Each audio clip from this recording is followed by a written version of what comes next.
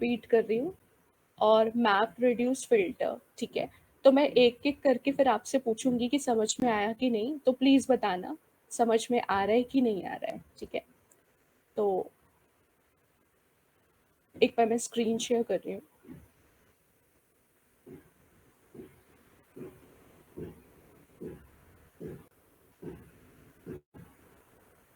Screen visible है मेरी सबको? ओके, ठीक। तो हम समझते हैं, एक तो मैप रिड्यूस फिल्टर समझते हैं और एक लैम्डा फंक्शन है, इसके बारे में समझते हैं कि होता क्या है, ठीक है। तो मैं एक बार रिपीट कर रही हूँ शुरू से, ध्यान से समझना।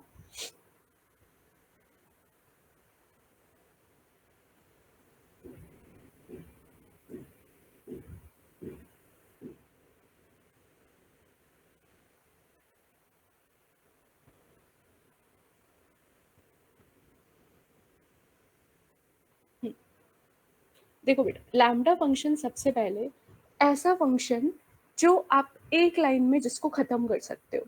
यानी अगर आपको कोई ऐसा काम करना है जो वन लाइनर है, फॉर एग्जाम्पल अगर आपको नंबर्स को जोड़ना है, तो नंबर्स को जोड़ना सिर्फ एक लाइन का कोड है ना। जैसे मान लो ए और बी को जोड़ना है, तो आप सीधा लिख दो ए प्लस बी, इसमें और तो कुछ नहीं करना। सिमिलरली अगर मेरे को किसी नंबर का स्क्वायर निकालना है, तो मैं लिख दूंगी एक्स की पावर 2, है ना। तो इसमें लैम्डा फंक्शंस वहां पर यूज होता है जहां पर हम वन लाइनर कोड लिखते हैं। मतलब जब हमारे पास ऑपरेशन एक लाइन में हो जाए, तो उसको हम लैम्डा फंक्शन की मदद से यूज कर सकते हैं। तो देखो, लैम्डा फंक्शन का जो डेफिनेशन है वो ये है यहाँ पे। Lambda function is a small anonymous function.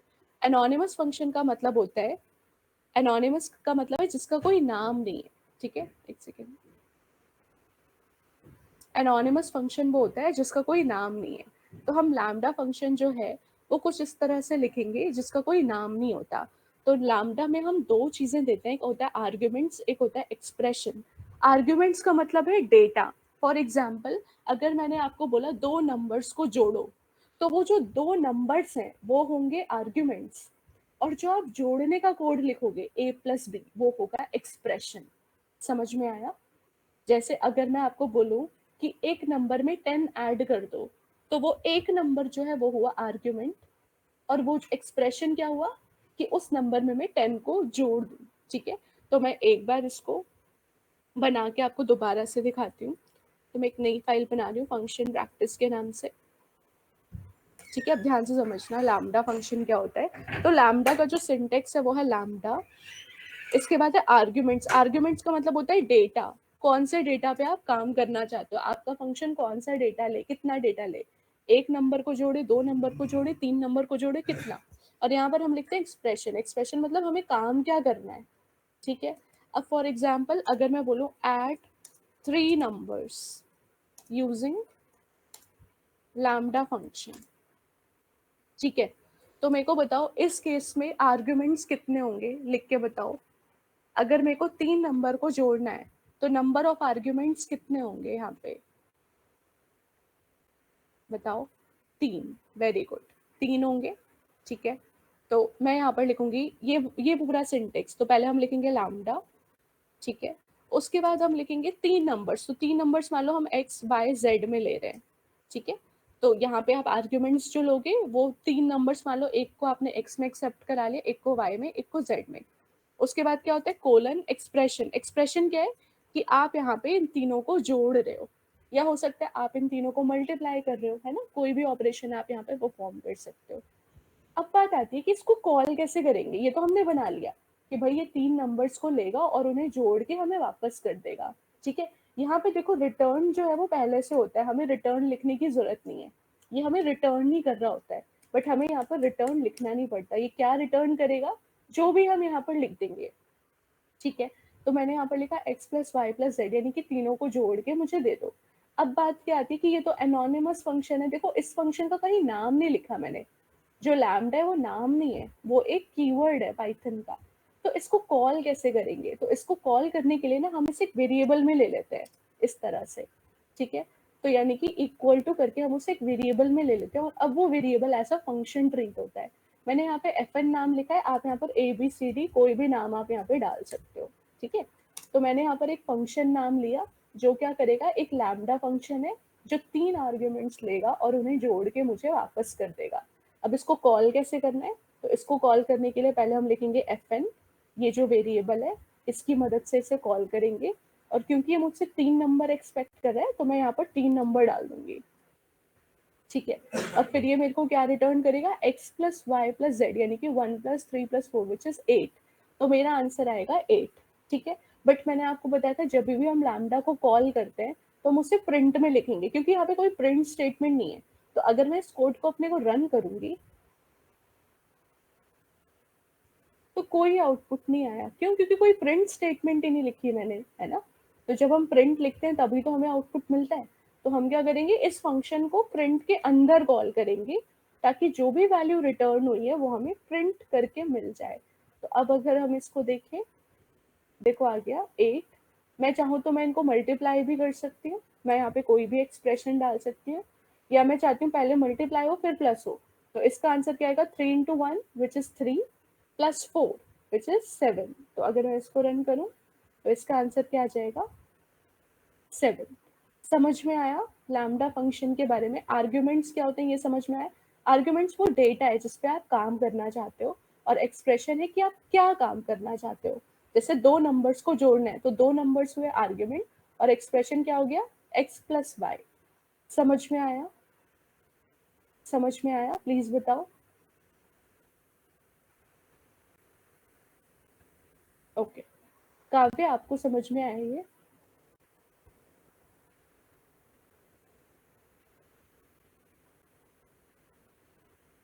Okay. इसके बाद स्टूडेंट्स ने पूछा है मैप रिड्यूस फिल्टर। देखो बेटा, मैप रिड्यूस फिल्टर जो है वो हमारे काम को बहुत आसान बना देते हैं। ऐसा नहीं कि हम इनके बिना काम नहीं कर सकते, हम कर सकते हैं, बट ये हमारे काम को बहुत इजी बना देते हैं, ठीक है। एग्जाम्पल देती हूँ। जैसे मान लो मुझे क्या करना है, मुझे एक लिस्ट का स्क्वायर निकालना है, ठीक है। मुझे एक लिस्ट का स्क्वायर निकालना है। तो मेरे पास मान लो इनपुट है मेरे पास 4 5 6, और आउटपुट मुझे चाहिए जैसे 4 का स्क्वायर क्या हो जाएगा, 16, 5 का हो जाएगा 25, 6 का हो जाएगा 36। तो मुझे ये आंसर चाहिए, ठीक है। अब इसको आप बहुत तरीकों से कर सकते हो, आप कॉम्प्रीहेंशन की मदद से कर सकते हो, ठीक है। फिर आप फॉर लूप लगा के कर सकते हो, बहुत सारे तरीके से आप इसको कर सकते हो, ठीक है। अब बात आती है कि इसको हमें फंक्शन की मदद से करना है, ठीक है। तो यहाँ पर हम यूज करेंगे मैप फंक्शन का, ठीक है। तो देखो मैप फंक्शन जो होता है वो करता क्या है, एक तरह से ना लूप की तरह काम करता है। और ये करेगा क्या, मैं बताती हूँ। मैप फंक्शन में ना आपको दो आर्ग्यूमेंट्स देने होते हैं, एक होता है फंक्शन। ये फंक्शन आपका नॉर्मल फंक्शन हो सकता है या लैम्डा फंक्शन हो सकता है, इस तरीके का फंक्शन हो सकता है, या नॉर्मल जो आप डेफ कीवर्ड से बनाते हो वो भी फंक्शन, कोई भी फंक्शन हो सकता है। और यहाँ पर आप लिखते हो सीक्वेंस का नाम। सीक्वेंस का नाम मतलब कौन सा लिस्ट है, कौन सा टपल है जिस पे आप काम करना चाहते हो। तो फॉर एग्जाम्पल मैं यहाँ पर एक लिस्ट ले रही हूँ, लिस्ट 1, ठीक है। और इसमें मेरे पास 4 5 6 है, ठीक है। अब मैं ये चाहती हूँ कि भाई क्या हो, कि इस लिस्ट के हर एक एलिमेंट पे पहले लूप चले और एक एक करके उसके एलिमेंट्स का स्क्वायर आ जाए, ठीक है। तो ये काम आपको करना होगा, तो आप फॉर लूप की मदद से करोगे, ठीक है। बट हमारे पास एक प्री डिफाइंड फंक्शन होता है मैप, उसमें हम क्या कर सकते हैं, देखो मैप जो है वो दो चीजें ले रहा है, ठीक है। तो मैं ऐसे लिखूंगी, मैप जो है वो दो चीजें एक्सेप्ट कर रहा है, एक है फंक्शन। तो फंक्शन क्या हो सकता है मेरा, लैम्डा भी हो सकता है, ठीक है, और नॉर्मल फंक्शन भी हो सकता है। तो मेरे को अगर एक नंबर को स्क्वायर करना है, ठीक है, तो उसके लिए लैम्डा फंक्शन कैसे लिखेंगे, लिख के दिखाओ। जैसे यहाँ पे मैंने 3 नंबर्स को जोड़ा है ना। मेरे को क्या करना है, एक नंबर का स्क्वायर करना है, तो उसके लिए लैम्डा फंक्शन कैसे लिखेंगे, लिख के दिखाओ सब। एक नंबर एक्सेप्ट करना है और उसका स्क्वायर रिटर्न करना है, कैसे करेंगे? एवरीवन प्लीज लिख के दिखाओ, यही वाला सिंटेक्स फॉलो होगा। हमको क्या करना है, एक नंबर का स्क्वायर निकालना है, कैसे करेंगे बताओ, लिखो।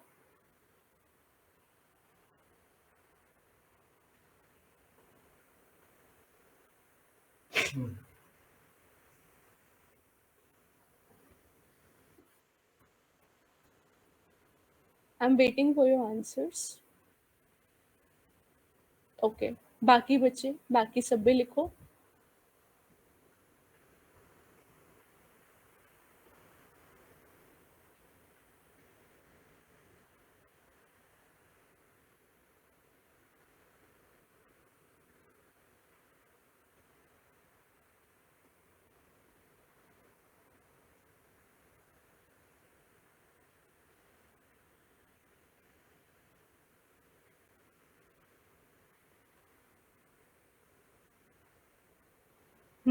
ठीक है।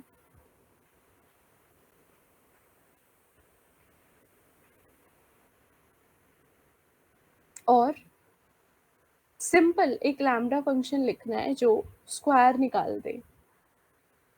लिखो फटाफट सब। हाँ, वेरी गुड, सही है Gamini. Others also please reply.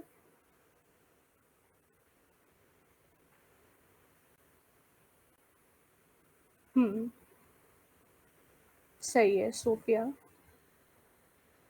समझ में आ गया। तो क्या करना था बस हमें, हमें यहाँ पर लिखना है फंक्शन में लैम्डा, क्योंकि स्क्वायर तो एक ही नंबर का निकलेगा। तो मैं बोलूंगी जो भी नंबर है उसका स्क्वायर निकाल दो। स्क्वायर कैसे निकलता है? पावर 2 से, खत्म। बस इतना ही करना था। और यहाँ पर सेकेंड आर्ग्यूमेंट हम देंगे लिस्ट। अब देखो मैप काम कैसे करता है इसको समझते हैं। मैप क्या करेगा, और इसको ना हमें एक वेरिएबल में लेना होता है। मान लो मैंने यहाँ पर एक वेरिएबल ले लिया न्यू के नाम से। अब होगा क्या, समझना इसमें ये काम कैसे कर रहा है। सबसे पहले राइट हैंड साइड में क्या है, लिस्ट वन। लिस्ट वन का पहला डेटा उठ के आएगा और उस पर ये फंक्शन अप्लाई हो जाएगा। पहला डेटा क्या है इसका, 4। तो एक्स में जाएगा 4, 4 का स्क्वायर हो जाएगा विच इज 16। और ये न्यू नाम की लिस्ट में अपने आप अपेंड हो जाएगा। ठीक है, तो पहला आउटपुट आया 16। उसके बाद लिस्ट वन में सेकेंड एलिमेंट क्या है, 5। तो फिर ये क्या करेगा, 5 का स्क्वायर करेगा और जो रिजल्ट है वो न्यू में डाल देगा। फिर ये क्या करेगा, 6 लेगा, 6 का स्क्वायर करेगा और रिजल्ट क्या करेगा, न्यू में डाल देगा। इतना समझ में आया? यहाँ पे देखो मैंने लूप नहीं लिखा, बट मैथ इंटरनली लूप की तरह काम कर रहा है। ये क्या कर रहा है, लिस्ट वन के एक एक एलिमेंट को उठा रहा है और उस पर ये फंक्शन अप्लाई कर रहा है। तो पहला एलिमेंट आया 4, एक्स में क्या आ गया 4। तो आंसर क्या आ जाएगा, 4 का स्क्वायर विच इज 16। अगली बार लिस्ट वन में क्या आया, 5, है ना। फिर क्या आया, 5 का स्क्वायर एंड सो ऑन। इतना समझ में आया कि ये मैप कैसे काम कर रहा है। एक एक एलिमेंट, लिस्ट के एक एक एलिमेंट को उठा रहा है और उस पे वो जो हमने लैम्डा फंक्शन लगाया वो अप्लाई कर रहा है हर एक एलिमेंट पे, बार बार बार बार बार बार। तो इंटरनली लूप में क्या हो रहा है, लिस्ट वन के सारे एलिमेंट्स पे ये फंक्शन अप्लाई हो रहा है। और फंक्शन अप्लाई होने के बाद जो भी रिजल्ट आया वो रिजल्ट हमने एक न्यू नाम के वेरिएबल में स्टोर करा लिया। ठीक है, अब जब मैं इसको प्रिंट कराऊंगी न्यू को, ठीक है, तो ये क्या करता है, ये मुझे मैप का एक ऑब्जेक्ट दे देता है। तो बाय डिफॉल्ट ये मुझे एक मैप का ऑब्जेक्ट दे देगा कि भाई आपने जो मैप है वो इस लोकेशन पे बनाया है। बट मुझे मैप का ऑब्जेक्ट नहीं चाहिए। मुझे क्या चाहिए, ये जो डेटा आया है मेरा, मतलब ये जो मेरी लिस्ट का रिजल्ट आया है मुझे ये चाहिए। तो मुझे क्या करना पड़ेगा, मुझे इसको लिस्ट में कन्वर्ट करना पड़ेगा। तो हम किसी भी चीज को लिस्ट में कैसे कन्वर्ट कर लेते हैं, आगे लिस्ट लगा के। ये हमने पढ़ा हुआ है, टाइप कास्टिंग का कॉन्सेप्ट है। अब अगर हम इसको रन करें तो देखो आ गया, लिस्ट के हर एक एलिमेंट का स्क्वायर हो गया। तो ये बहुत इजी है। इसमें क्या होता है, हर एक वेरिएबल पे, हर एक एलिमेंट पे हम कोई फंक्शन अगर अप्लाई करना चाहें तो वो हम मैप की मदद से कर सकते हैं। बताओ समझ में आया मैप? अब मुझे बताओ इसमें कोई डाउट है तो पूछ लो, फिर हम आगे अगला फंक्शन करते हैं। बताओ सबको मैप में डाउट है या मैं मैप रिपीट करूं? मैप क्या करेगा, राइट टू लेफ्ट काम करता है। देखो लिस्ट वन का एक एक डेटा उठा के फंक्शन अप्लाई करेगा। फंक्शन अप्लाई का जो भी आंसर आएगा वो न्यू में डाल देगा। फिर देखेगा अभी लिस्ट वन में डेटा है, हाँ पहले 4 के लिए चला, फिर ये काम 5 के लिए होगा, फिर ये काम 6 के लिए होगा एंड सो ऑन, चलता जाएगा चलता जाएगा। बताओ समझ में आया? मैम अगर मैप चलाएं तो हर बार लिस्ट में चेंज करना पड़ेगा। लिस्ट में चेंज करना पड़ेगा मतलब हमें कोई भी एलिमेंट पे ऑपरेशन परफॉर्म करना है। तो मैप हम तब यूज करते हैं जब हमें हर एक एलिमेंट पे कोई ऑपरेशन परफॉर्म करना होता है। वो ऑपरेशन कुछ भी हो सकता है, मैथमेटिकल ऑपरेशन हो सकता है, स्ट्रिंग ऑपरेशन हो सकता है, कोई भी ऑपरेशन हो सकता है। तो अगर मैं चाहती हूँ कि कोई भी लिस्ट में कोई भी ऑपरेशन परफॉर्म हो, ठीक है, तब हम यूज करेंगे मैप का। समझ में आया?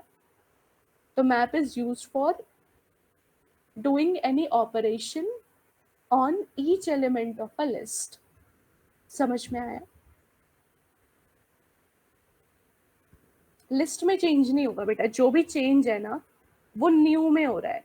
देखो अगर मैं लिस्ट वन को प्रिंट कराऊं तो लिस्ट वन अभी भी 4 5 6 ही है, लिस्ट वन में कोई चेंज नहीं हुआ है। देखो लिस्ट वन अभी भी 4 5 6 ही है, तो ये ओरिजिनल लिस्ट में चेंज नहीं कर रहा। ये क्या कर रहा है, जो भी ऑपरेशंस हैं उनको एक नई लिस्ट में डाल रहा है। ठीक है, लिस्ट वन अभी भी 4 5 6 ही है।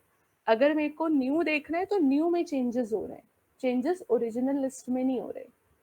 अब आया समझ में? टाइप कास्ट करना पड़ेगा, हाँ टाइप कास्ट करना पड़ेगा। टाइप कास्ट इसलिए करना पड़ेगा क्योंकि मैप जो है वो एक ऑब्जेक्ट रिटर्न करता है। ठीक है, तो आप जरूरी नहीं कि आप लिस्ट लो, आप टपल भी ले सकते हो। ठीक है, okay. Any other doubt? Please पूछ लो इसको, अगर नहीं समझ में आया तो से यस और नो, अगर आ गया तो यस, नहीं तो नो। Okay, others? ठीक है, इसके बाद अगला फंक्शन है फिल्टर। फिल्टर का मतलब क्या होता है बच्चों? What is meaning of filter? Filter का मतलब है कि बहुत सारे क्लटर में से आप कोई डेटा एक्सट्रैक्ट कर रहे हो अपनी मर्जी का, वही तो हुआ फिल्टर।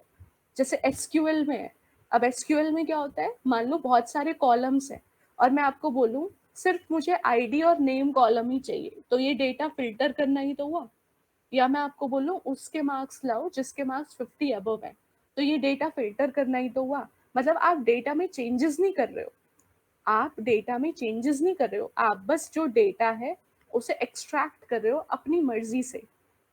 जैसे मैं बोलूं कि भाई मेरे को लिस्ट में से सिर्फ इवन नंबर्स फिल्टर करके दे दो, या मुझे लिस्ट में से सिर्फ प्राइम नंबर्स फिल्टर करके दे दो, या मुझे लिस्ट में से सिर्फ ऑड नंबर्स फिल्टर करके दे दो, तो यहाँ पर हम फिल्टर का इस्तेमाल करेंगे। डिफरेंस समझो, मैथ में क्या होता है, हम कोई ऑपरेशन परफॉर्म कर रहे होते हैं लिस्ट के एलिमेंट्स पे, स्क्वायर निकाल रहे हैं, क्यूब निकाल रहे हैं, प्लस कर रहे हैं, माइनस कर रहे हैं, ठीक है। बट फिल्टर में हम कोई ऑपरेशन परफॉर्म नहीं कर रहे। फिल्टर में हम क्या कर रहे हैं, हमें उतने डेटा में से ये वाला पर्टिकुलर डेटा एक्सट्रैक्ट करना है। ठीक है, हम कोई ऑपरेशन परफॉर्म नहीं कर रहे, हम डेटा में से कुछ डेटा एक्सट्रैक्ट कर रहे हैं अपनी मर्जी से, तो उसको हम बोलते हैं फिल्टर। समझ में आया? फिल्टर और मैप में फर्क समझ में आया? फिल्टर मतलब बहुत सारा डेटा आपके पास है, उसमें से कुछ डेटा आप लेना चाहते हो डिपेंडिंग ऑन योर रिक्वायरमेंट। और फिल्टर का और मैप का सिंटेक्स बिल्कुल सेम है। ठीक है, तो मान लो मुझे यहाँ पे चाहिए, मैं यहाँ पे चाह रही हूँ कि भाई एक्सट्रैक्ट करो इवन नंबर्स। ठीक है, तो मैं चाह रही हूँ कि भाई इवन नंबर्स मुझे चाहिए, तो अब इवन नंबर एक्सट्रैक्ट करने में कोई ऑपरेशन तो परफॉर्म नहीं हो रहा है ना, क्या कोई ऑपरेशन मैं परफॉर्म कर रही हूँ? नहीं, मुझे इनमें से बस एक्सट्रैक्ट करना है जो भी इवन नंबर्स हैं वो। तो सिंटेक्स सब सेम रहेगा, जो मैप का सिंटेक्स है वही फिल्टर का सिंटेक्स है। ठीक है, तो बस मैं यहाँ पर फिल्टर लिख दूंगी और मैं यहाँ पर अपनी कंडीशन बदल दूंगी। तो इवन की कंडीशन क्या होती है कि जो x है वो 2 से प्रॉपर डिविजिबल होना चाहिए, यही होती है इवन की कंडीशन। तो मतलब इस लिस्ट वन में से पहले 4 आया, क्या 4 पे ये कंडीशन ट्रू है? हाँ, तो 4 रिजल्ट में आएगा। फिर आया 5, क्या 5 पे ये कंडीशन ट्रू है? नहीं, तो 5 रिजल्ट में नहीं आएगा। फिर आया 6, क्या 6 पे ये कंडीशन ट्रू है? हाँ, तो जिस जिस पे भी ये कंडीशन ट्रू होगी, ये बुलियन कंडीशन आप हमेशा फिल्टर में डालोगे। फिल्टर में आप हमेशा एक बुलियन कंडीशन डालोगे जो या तो ट्रू देगा या फॉल्स देगा। तो अगर ट्रू है तो आपका आंसर में वो आ जाएगा, अगर फॉल्स है तो वो आपके आंसर में नहीं आएगा। तो अगर अब हम यहाँ पर प्रिंट करा के देखें इसको, तो देखो 4 और 6 आया, जो भी इवन नंबर्स थे वो एक्सट्रैक्ट हो गए। समझ में आया? तो फिल्टर में आप ऐसी कंडीशन दोगे जो या तो ट्रू रिटर्न करेगी या फॉल्स रिटर्न करेगी। तो जब ट्रू है तो वो फिल्टर आउट करके आपको डेटा दे देगा। आया समझ में? फिल्टर का मतलब, ठीक है, ओके ओके। तो मैप और फिल्टर में क्या फर्क है, अब आप लोग चैट पे टाइप करो, आप लोगों को क्या समझ में आया, मैप कब यूज करें, फिल्टर कब यूज कर रहे हैं, जो आपकी अंडरस्टैंडिंग है वो चैट पे टाइप करो, क्या समझ में आया आपको दोनों में डिफरेंस।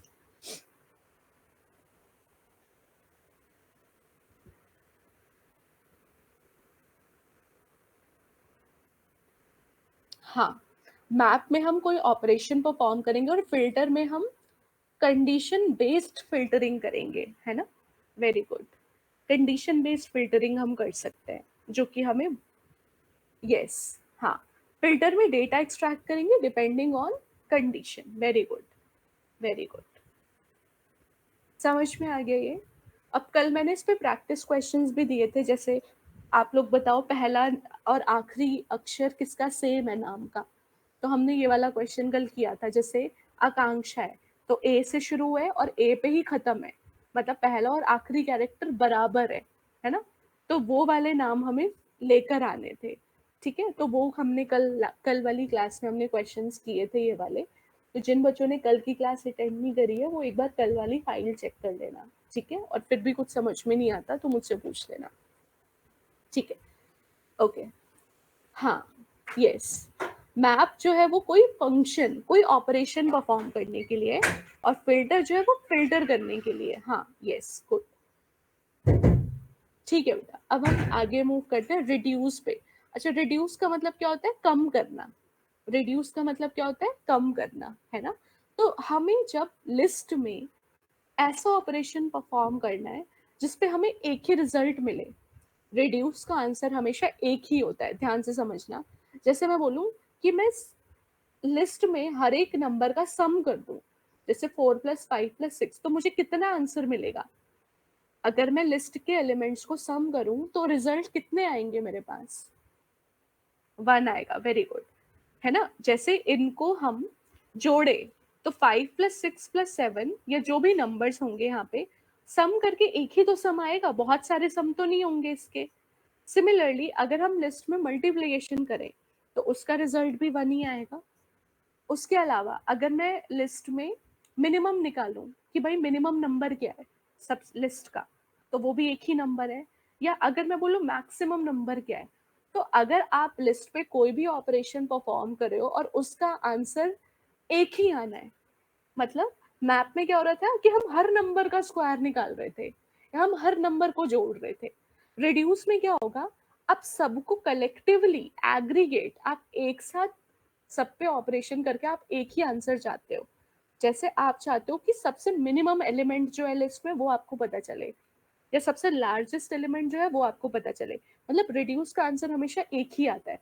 तो रिड्यूस आप कहाँ यूज कर सकते हो, मैक्सिमम निकालने में, मिनिमम निकालने में, ठीक है, सम निकालने में, मल्टीप्लीकेशन निकालने में, तो इन सिनेरियोज में आप रिड्यूस का इस्तेमाल कर सकते हो, ठीक है, तो ये ऐसे सिनेरियो हैं जहां पर हम यूज कर सकते हैं किसका, रिड्यूस का।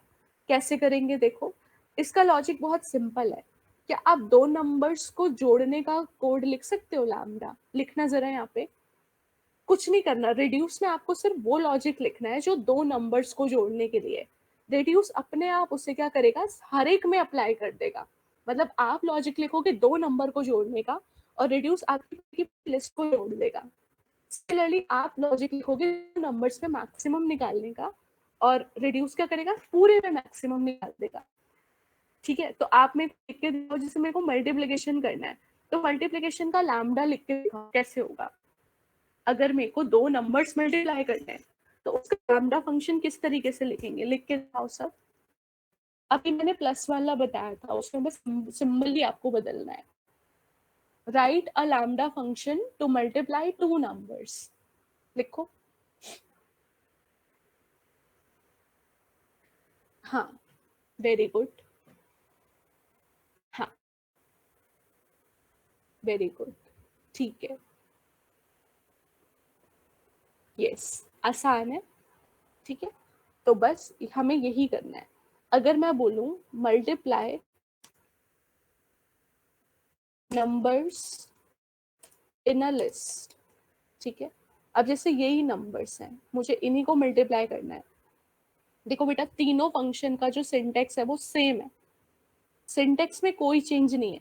पहला है हमारा फंक्शन, दूसरा है हमारा एलिमेंट, लिस्ट या टपल या सेट, जिसपे भी आपको ऑपरेशन परफॉर्म करना है। ठीक है, तो अब हम यहाँ पर ऐसे कर सकते हैं, यहाँ पर हम लिखेंगे रिड्यूस। रिड्यूस के लिए हमें इंपोर्ट करना पड़ता है।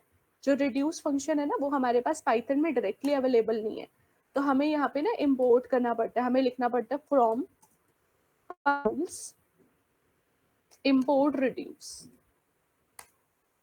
ठीक है, ये हमें लिखना पड़ता है अगर हम रिड्यूस का इस्तेमाल कर रहे हैं तो। ठीक है, तो ये हमें इंपोर्ट स्टेटमेंट लिखनी पड़ेगी। फिर यहाँ पर हम क्या कर रहे हैं, हमें जैसे मल्टीप्लाई करना है, तो हम वो लॉजिक लिखेंगे जो दो नंबर्स के मल्टीप्लीकेशन के लिए होता है। बस, अब ये जो लॉजिक है ना दो नंबर्स को मल्टीप्लाई करने का, ये पूरी लिस्ट पे अप्लाई हो जाएगा। तो पहले x में आएगा 4, y में आएगा 5। तो व्हाट इज 4 इंटू 5?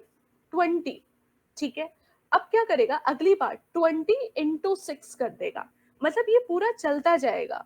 फिर ये मैंने यहाँ पे मान लो 2 इंटू 1 कर दिया। ये क्या करेगा, पहले x में आएगा 4, y में आएगा 5। 4 और 5 को इसने मल्टीप्लाई किया, आंसर आया 20। तो 20 को वापस से x में डाल दिया।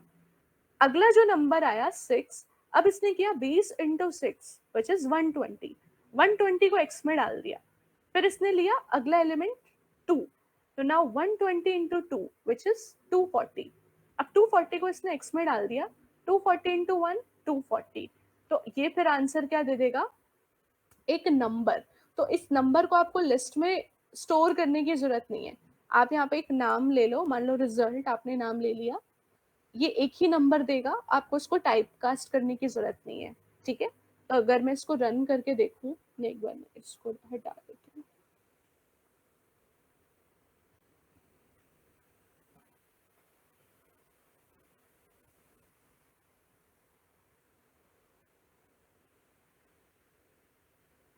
देखो आ गया, तो 240 आ रहा है इसका आंसर मल्टीप्लीकेशन का। इसी तरीके से अगर मेरे को सबको सम करना हो, 5 प्लस 4 प्लस 6 प्लस 2 प्लस 1, तो मुझे बस यहाँ पे सम, यहाँ पे बस प्लस का आंसर वो लिख देना है सिंबल। अब ये क्या करेगा, सबको जोड़ देगा। तो सबको जोड़ के क्या आ जाएगा, 18।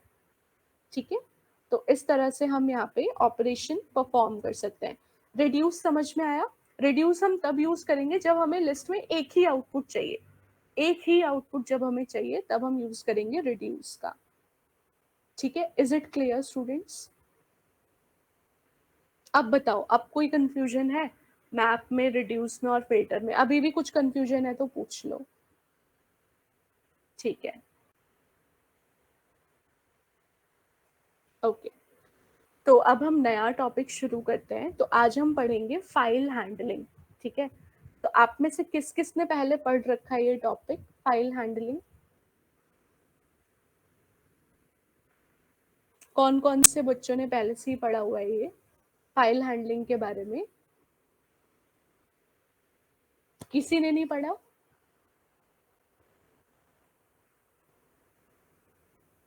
थोड़ा बहुत पढ़ा था ग्रेजुएशन में, ओके ओके, ठीक है, कोई बात नहीं। देखो बच्चे, हम फाइल हैंडलिंग का सबसे पहले कॉन्सेप्ट समझते हैं कि फाइल हैंडलिंग होता क्या है। देखो, सपोज करो मैंने यहाँ पर लिखा, मैं एक न्यू फाइल बना रही हूँ।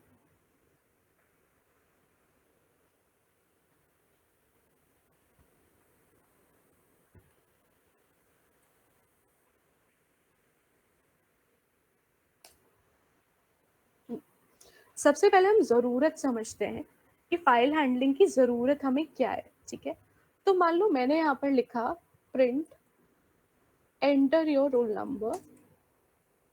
मान लो मैं एक सॉफ्टवेयर बना रही हूँ जो रोल नंबर और नेम लेगा स्टूडेंट्स के, और उसको मैं कहीं स्टोर करना चाहती हूँ। ठीक है, अब मैंने क्या करा, रोल नंबर में इंटीजर इनपुट ले लिया। ठीक है, और फिर मैंने यहाँ पे नेम ले लिया। ठीक है,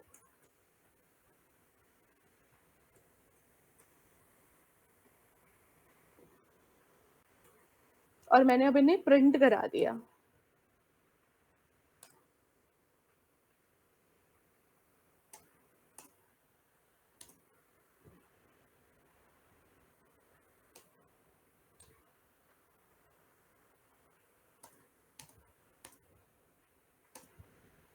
ठीक है। अब मैंने इसको रन भी कर दिया, रोल नंबर डाल दिया 1 मान लो, नेम मान लो मैंने डाल दिया निशा, तो ये आ गया। अब मुझे एक चीज बताओ कि ये, अब तो मैंने इसको बंद कर दिया, ठीक है, जैसे मैंने जब इसको रन किया, मैंने अपना ये जो रनिंग वाला विंडो है ये हटा दिया। तो मुझे बताओ कि पता चल सकता है कि मैंने इसमें क्या नाम और क्या रोल नंबर एंटर किया था? मतलब जो मैं ये नाम और रोल नंबर स्टोर कर रही हूँ, क्या ये परमानेंट कहीं पे स्टोर हो रहा है? कि अगर कल को मैं इस प्रोग्राम को दोबारा चलाऊं, तो क्या मैं ये देख सकती हूँ कि मैंने कल कौन सा नेम और कौन सा रोल नंबर डाला था? Is it possible? अगर मैं इस प्रोग्राम को कल रन करूं, आज मैंने इस प्रोग्राम को रन किया और मैंने बहुत सारे नेम और रोल नंबर एंटर कर दिए, ठीक है। अब कल मुझे ये जानना है कि कल को मैंने कौन से नेम और कौन से रोल नंबर लिए थे। क्या मैं जान सकती हूँ? क्यों नहीं जान सकते? हाँ, नहीं जान सकते। बट क्यों नहीं जान सकते? रीजन बताओ। डेटा डिलीट हो गया। कहाँ से डिलीट हो गया बेटा? मेमोरी में स्टोर नहीं हुआ। मेमोरी में तो स्टोर हुआ था, बिना मेमोरी के तो कुछ चलता ही नहीं है। बिना मेमोरी के तो आप कोई भी काम नहीं कर सकते। तो मेमोरी में तो स्टोर हुआ है, टेम्परेरी स्टोर हुआ था। हाँ, सेव नहीं है डेटा, टेम्परेरी स्टोर हुआ था। कहाँ पे? कहाँ पे टेम्परेरी स्टोर हुआ था? कहाँ पे बेटा? कौन सी मेमोरी? कौन सी मेमोरी? कौन सी मेमोरी में? रैम। Very good. मैंने याद है, मैंने बिल्कुल शुरू में बताया था आप लोगों को, प्राइमरी मेमोरी होती है, सेकेंडरी मेमोरी होती है। रैम, रैम क्या है हमारा? प्राइमरी मेमोरी, जिसमें डेटा टेम्परेरी होता है। तो हम जो भी वेरिएबल्स बनाते हैं, ये सारे वेरिएबल्स कहाँ पर स्टोर होते हैं? रैम में। तो all variables are stored in RAM. तो ऐसा नहीं कि स्टोर नहीं हो रहा, स्टोर हो रहा है, बट ये कहाँ पर हो रहा है? रैम में। ठीक है। और रैम जो है वो टेम्परेरी मेमोरी है। इसका मतलब जैसे ही आपने कंप्यूटर बंद किया, जैसे ही मैंने ये वीएस कोड बंद किया, जैसे ही मैंने पाइथन का एडिटर बंद किया, या मैंने अपना कंप्यूटर बंद कर दिया, तो क्या होगा? जितने भी मैंने वेरिएबल्स बनाए थे उन सबकी मेमोरी जो है वो डिलीट हो जाएगी। ठीक है। तो मुझे पता ही नहीं चलेगा कि मैंने क्या डेटा डाला था। समझ में आया इतना? ये प्रॉब्लम समझ में आई? क्योंकि ये जो मैं डेटा डाल रही हूँ ये टेम्परेरीली है, क्योंकि ये रैम में जाके स्टोर हो रहा है। तो अब कल को मैंने अपना सिस्टम बंद किया, या मैंने ये वीएस कोड ही बंद कर दिया, मैंने पाइथन एडिटर ही बंद कर दिया, तो क्या होगा? ये डेटा तो कहीं पे सेव नहीं है। डेटा सेव कब होता है? जब आप उसे परमानेंट सेव करते हो, है ना। जैसे मेरे डेस्कटॉप पे जो चीजें, ये परमानेंट है। क्यों? क्योंकि ये मेरी हार्ड डिस्क के अंदर है या एसएसडी के अंदर है। तो जो भी हार्ड डिस्क या एसएसडी के अंदर होगा वो परमानेंट होगा, है ना। जो भी आप डी ड्राइव में डाल रहे हो, ई ड्राइव में डाल रहे हो, वो क्या है? आपका परमानेंट है। बट जो डेटा रैम में होता है वो हमेशा टेम्परेरी होता है। ठीक है। जो डेटा रैम में होता है वो हमेशा क्या होता है? टेम्परेरी। तो यही रीजन है कि हम ट्रैक नहीं कर सकते कि हमने क्या डेटा डाला था। अब यहाँ पर ही कॉन्सेप्ट आता है फाइल हैंडलिंग का। तो फाइल हैंडलिंग कहता है कि ये जो भी डेटा आप ले रहे हो ना, यूजर से या कैसे भी, वो डेटा आप परमानेंट स्टोर कर सकते हो एक फाइल के अंदर। और ये फाइल कौन सी है? नोटपैड की फाइल। नोटपैड की फाइल में आप कुछ भी लिखोगे वो चलेगा ना। टेक्स्ट फाइल जो होती है आपकी नोटपैड की फाइल, आप आज उसमें कुछ डाल रहे हो, सेव कर रहे हो, तो कल आपको वो मिलेगा ना डेटा, कि नहीं मिलेगा? अगर आपने एक नोटपैड की फाइल बनाई, उसमें डेटा रखा और उसे सेव भी कर दिया, तो कल आपको मिलेगा या नहीं मिलेगा वो डेटा? मिलेगा। क्यों मिलेगा? क्योंकि वो डेटा आपका या तो एसएसडी में सेव हो रहा है या हार्ड डिस्क में सेव हो रहा है। तो जब आप सेव या सेव एज करते हो, तो उसका मतलब क्या है? जब हम सेव या सेव एज करते हैं तो हमारा डेटा कहाँ से जाता है? रैम से जाता है। कहाँ? हार्ड डिस्क में या एसएसडी में, जो भी आपके सिस्टम में सपोर्ट करता है। ठीक है। तो अब हमारा गोल ये है, हम फाइल हैंडलिंग क्यों पढ़ रहे हैं? हम फाइल हैंडलिंग इसलिए पढ़ रहे हैं ताकि कोई भी इंफॉर्मेशन जो मेरे प्रोग्राम की है, चाहे वो यूजर इनपुट है, चाहे वो कोई भी इंफॉर्मेशन है, वो अगर मैं कल देखना चाहूँ या 1 साल बाद देखना चाहूँ या 5 साल बाद देखना चाहूँ तो मैं देख पाऊँ। अभी क्या है, जो वेरिएबल है ये टेम्परेरी है। समझ में आया? कॉन्सेप्ट समझ में आया क्योंकि आपके वेरिएबल्स का डेटा टेम्परेरी है, तो वो आपका स्टोर नहीं हो रहा कहीं पे, मतलब जो स्टोरेज है वो टेम्परेरी स्टोरेज है, क्योंकि रैम में स्टोर हो रहा है। जैसे ही रैम में डेटा खत्म हुआ, जैसे ही आपने कंप्यूटर बंद किया, वो सारा का सारा डेटा लॉस्ट हो जाएगा। तो अब आपको कोई ऐसा सॉल्यूशन चाहिए कि जो भी आपने यहाँ पे डेटा डाला हुआ है, ये डेटा कहाँ जाए, किसी स्टोरेज में जाए, है ना। तो इसके लिए हम दो अप्रोच यूज करते हैं।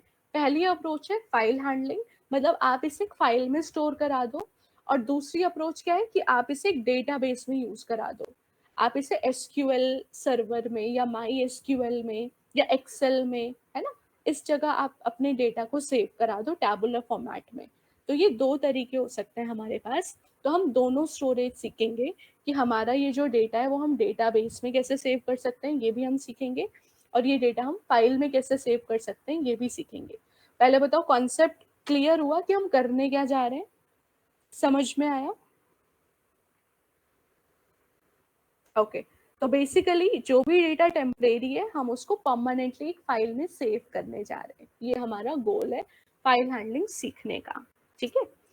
तो किस तरह से फाइल हैंडलिंग का कोड लिखा जाएगा, अभी के लिए मैं इसे कमेंट कर रही हूँ, हम इसे वापस आएंगे, हम वापस इस प्रोग्राम पर आएंगे और हम इसका डेटा फाइल में स्टोर करेंगे। तो देखो यहाँ पे सबसे पहले हम फाइल में क्यों हम लिख रहे हैं, हम यहाँ पे थोड़ा सा फाइल हैंडलिंग का थ्योरी देखते हैं। तो we use file handling for storing our data in a file.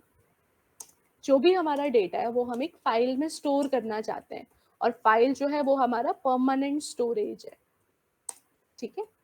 तो इस वजह से हम लोग क्या इस्तेमाल कर रहे हैं, फाइल हैंडलिंग का। ठीक है। अब फाइल हैंडलिंग में देखो ऐसे होता है, देखो काम ऐसे होता है। पहले ना हम फाइल को ओपन करते हैं। क्या क्या स्टेप्स होते हैं? पहले हम फाइल को ओपन करते हैं। ये फाइल कौन सी हुई? नोट पैड की फाइल। ठीक है। कौन सी फाइल हुई? नोट पैड की फाइल, .txt फाइल जो होती है। तो पहला काम होता है कि हम फाइल को ओपन करें। ठीक है। तो फाइल को ओपन करने के लिए पाइथन में ओपन नाम का फंक्शन होता है। इसकी मदद से मैं फाइल को ओपन कर सकती हूँ। ठीक है। अब फाइल ओपन करने के जो मोड्स होते हैं, ठीक है, इसमें मोड्स होते हैं, मोड्स ऑफ ओपनिंग फाइल। इसके बारे में हम अभी स्टडी करेंगे एक एक करके कि ये मोड्स क्या होते हैं। तो मोड्स जो होते हैं वो होता है, पहला होता है रीड मोड। ठीक है। रीड मोड, इसको हम आर भी बोलते हैं, आर। तो आर होता है मेरा रीड मोड। ठीक है। तो ये क्या करेगा, जब आपको फाइल में रीड करना है तब हम इसको यूज करेंगे। अभी मैं समझाती हूँ ये रीड राइट का मतलब क्या होता है। Open a file for reading. ठीक है। दूसरा होता है हमारा डब्लू। डब्लू का मतलब होता है राइट मोड। इसमें हम फाइल ओपन करते हैं, open a file for writing. ठीक है। तीसरा होता है हमारा अपेंड। ए मतलब अपेंड। अपेंड क्या करता है? Open a file for appending the data. अभी हम एक एक करके इसको समझेंगे कि मतलब क्या है। और फोर्थ होता है हमारा क्रिएट, जिसको हम बोलते हैं एक्स। एक्स होता है हमारा क्रिएट मोड। ठीक है। ये क्या करता है? Create a specific file. ठीक है। तो पहला है कि हमें फाइल को ओपन करना है। ठीक है। अब हमारी फाइल ना दो तरह की हो सकती है। File can be of two types. अभी हम प्रैक्टिकल करेंगे ना, तो ये सारी चीजें डिटेल में समझेंगे। तो फाइल दो तरह की हो सकती है। पहली फाइल होती है टेक्स्ट फाइल। ठीक है, जिसको हम टी से रिप्रेजेंट करते हैं। और दूसरी होती है बाइनरी फाइल, जिसको हम बी से रिप्रेजेंट करते हैं।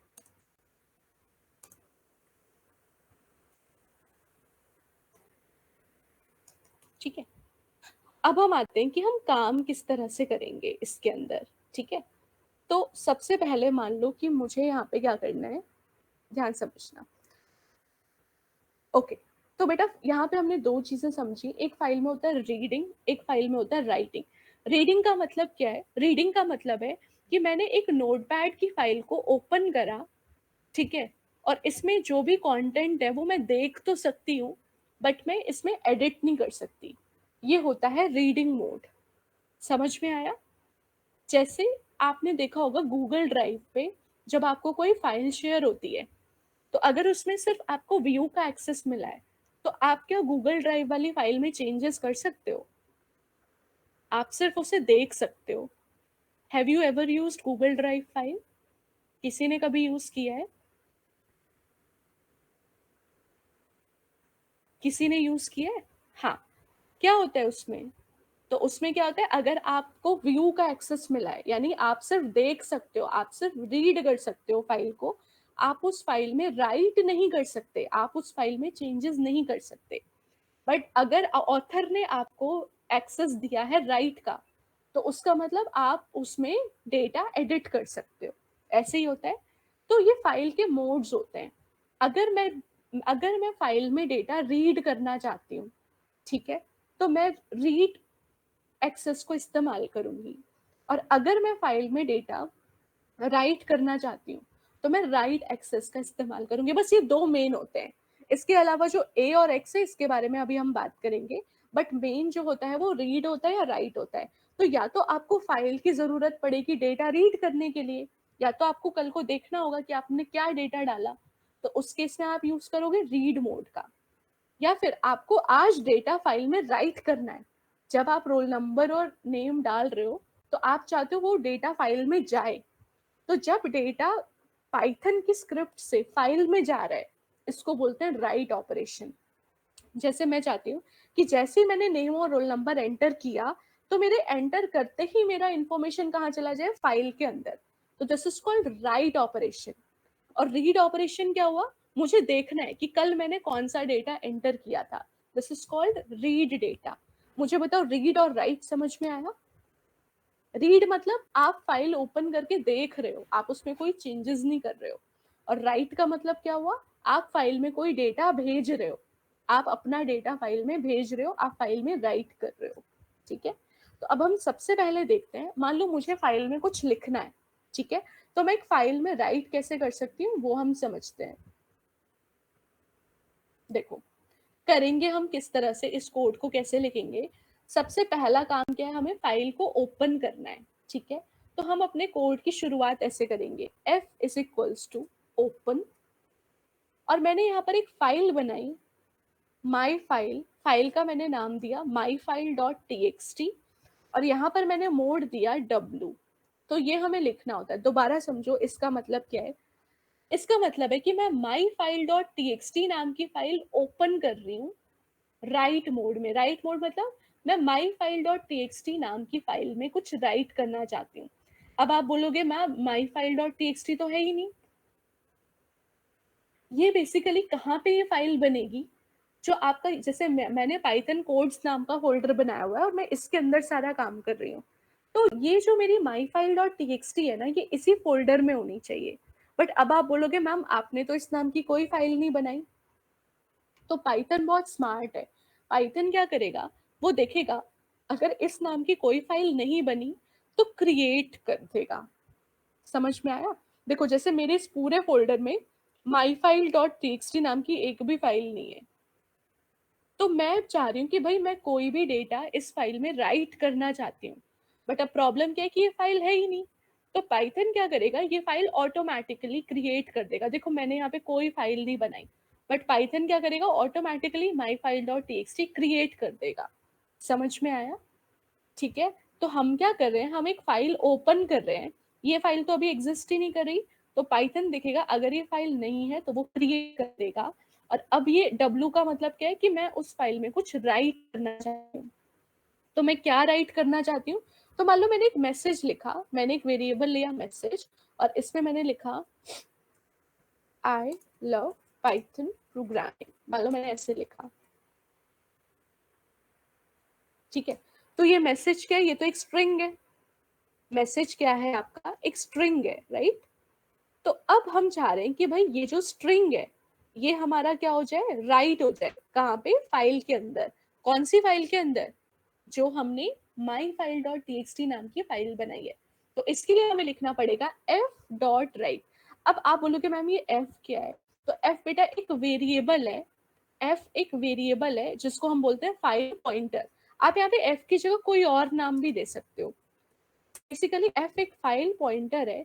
इसका मतलब मेरे को जब भी इस myfile.txt में काम करना होगा तो मैं इस फाइल को कॉल करूंगी f नाम से, ठीक है।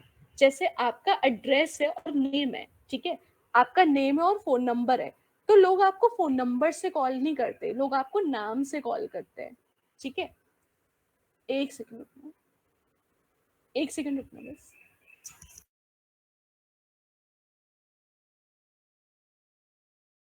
तो हम क्या करेंगे, हमें जब भी फाइल पे कोई भी ऑपरेशन परफॉर्म करना है तो हम एफ नाम का यूज करेंगे, और एफ को हम बोलते हैं फाइल पॉइंटर। अब जरूरी नहीं आप एफ नाम का आप कोई भी नाम दे सकते हो, फाइल ABCD कोई भी नाम आप दे सकते हो, ठीक है। तो मैंने यहाँ पर लिखा message I love Python programming. अब इसमें एक फंक्शन होता है एफ में राइट। राइट का मतलब है आप राइट करना चाहते हो, क्या राइट करना चाहते हो, मैसेज, दैट्स इट। और जब आपने काम खत्म कर दिया तो आप इस फाइल को क्लोज कर दो। तो देखो क्या करना है, बहुत इजी है। पहले फाइल को ओपन करना है, फिर फाइल में राइट कर जो भी आप राइट करना चाहते हो, फिर हमें फाइल को क्लोज कर देना है, दैट्स इट। ये 3 स्टेप प्रोसेस है, इजी है। पहला स्टेप है फाइल ओपन करो, दूसरा स्टेप है फाइल में राइट करो, तीसरा स्टेप है फाइल को क्लोज कर दो। क्लोज का मतलब क्या हुआ, अब हमारा काम खत्म हो गया। तो देखो यहाँ पर यही किया मैंने, माई फाइल और टेक्सटी बनाई, राइट मोड में बनाई। राइट क्यों, क्योंकि मुझे राइट करना है, ठीक है। क्या राइट करना है, ये मैसेज, ठीक है। और फिर मैंने इस फाइल को क्लोज कर दिया। तो अब मैं इस कोड को रन करूं, ठीक है, मैं इस कोड को रन करती हूँ। तो देखो यहाँ पे देखो मेरी myfile.txt बन गई, ये देखो लेफ्ट साइड, ये पहले नहीं था, ये अभी बना है। और इसको अगर मैं ओपन करूँ, इसमें ये चला गया पाइथन प्रोग्रामिंग, जो मैंने कोड की मदद से डाला था, मैंने ये लिखा था। तो ये कहाँ चला गया, myfile.txt नाम की फाइल में, जो ऑटोमेटिकली क्रिएट हो गई।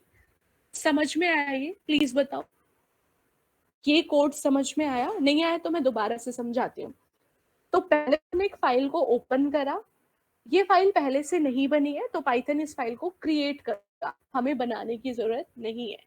हमने डब्ल्यू मोड यूज किया क्योंकि हम फाइल में कुछ मैसेज लिखना चाहते हैं। फिर मैंने एक वेरिएबल लिया मैसेज, और उसमें मुझे जो भी मैसेज लिखना है फाइल में मैंने वो डाल दिया। और फिर मैंने f.write में उस मैसेज वेरिएबल को पास कर दिया कि भाई इस वेरिएबल में जो भी वैल्यू है उसको राइट कर दो फाइल के अंदर। और जब राइट हो गया, जब मेरा काम खत्म हो गया, तो मैंने फाइल को क्लोज कर दिया। बताओ समझ में आया ये? Everyone please reply. समझ आया तो यस, नहीं आया तो नो। नहीं आया होगा तो मैं दोबारा से समझाऊंगी, बोलो। Okay, everyone please. ओके,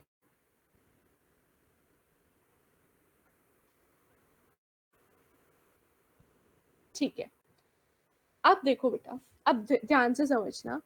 अब हम देखते हैं अपेंड मोड के बारे में, ठीक है। अपेंड मोड क्या होता है, तो मान लो अब ये जो फाइल है ना, मैं यहाँ पर ना एक प्रिंट मैसेज भी डाल देती हूँ ताकि मुझे समझ में आए। मैंने यहाँ पे एक प्रिंट स्टेटमेंट डाल दिया, डेटा रिटर्न सक्सेसफुली, कि जब भी डेटा रिटर्न हो जाए, जब भी डेटा आए तो मेरे पास ये मैसेज आ जाए, ठीक है। अब मान लो मैंने यहाँ पर लिखा आई लव पाइथन प्रोग्रामिंग, ये पहले से मेरी फाइल में लिखा हुआ है, ठीक है। अब मान लो मैं इस फाइल को ना दोबारा रन करती हूँ, और इस टाइम मैं यहाँ पे मैसेज चेंज कर देती हूँ। मैं यहाँ पर लिख देती हूँ पाइथन इज गुड, ये लिख दिया मैंने, ठीक है। और मैंने कुछ चेंज नहीं किया, सब कुछ सेम है, बट मैंने मैसेज चेंज कर दिया। तो जब मैं अब इसको दोबारा रन करूंगी तो अब क्या जाना चाहिए, अब क्या जाना चाहिए, जब मैं इसको दोबारा रन करूंगी तो अब उस फाइल में क्या जाना चाहिए, बोलो। Python is good, yes.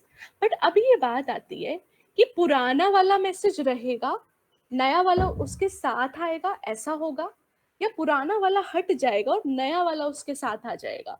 ये क्वेश्चन है ना, क्योंकि वो फाइल तो मेरी बन चुकी है और उसमें ऑलरेडी एक मैसेज जा चुका है। अब ये बात आती है कि जब मैं इस फाइल को बना रही हूँ, जब मैं इस फाइल को दोबारा चला रही हूँ विद अनदर मैसेज, तो क्या पुराना वाला मैसेज मेरा रिप्लेस हो जाएगा? क्या पुराना भी रहेगा और नया वाला भी रहेगा? आप लोगों को क्या लगता है क्या होना चाहिए? पुराना भी रहेगा, नया भी रहेगा, या पुराना हट के नया आ जाएगा? क्या होना चाहिए? पहले मैंने लिखा है ना आई लव पाइथन प्रोग्रामिंग, वो हट के पाइथन इज गुड आ जाएगा, या वो पुराना वाला भी रहेगा जो मैंने पहले डाला था और नया वाला भी रहेगा? बताओ क्या होना चाहिए आपके हिसाब से? पुराना वाला रहेगा, ओके, पुराना हट जाएगा, ओके, नया वाला रहेगा, पुराना वाला भी रहेगा, ओके। तो इसमें क्या होता है बेटा, राइट मोड क्या करता है, पुराना वाला हट जाएगा, दोनों रहेंगे, ओके। देखो ध्यान से समझना, जब भी डब्ल्यू मोड होता है ना, तो डब्ल्यू क्या करता है, पुराने को हटा के नया डाल देता है, ये याद रखना हमेशा। डब्ल्यू मोड क्या करेगा, पुराना हटा देगा, सारा कुछ हटा देगा, पहले आपने जो भी लिखा होगा वो सब हटा देगा, और नया जो है वो लाएगा। जैसे मैं अगर इसको रन करके आपको दिखाऊं, रन हो गया। अब अगर मैं इस फाइल को देखूं, देखो पुराना वाला हट गया, है ना, पुराना वाला मेरा अब हट चुका है। क्यों? क्योंकि ये राइट मोड है। राइट मोड का मतलब है एवरी टाइम जब भी आप राइट करोगे, तो उस फाइल में पुराना जो भी कंटेंट है वो हटा के अपना नया कंटेंट लाके रख देगा। समझ में आया? डब्ल्यू राइट मोड का मतलब, राइट मोड क्या करेगा, पुराना कंटेंट डिलीट कर देगा और नया कंटेंट प्लेस कर देगा।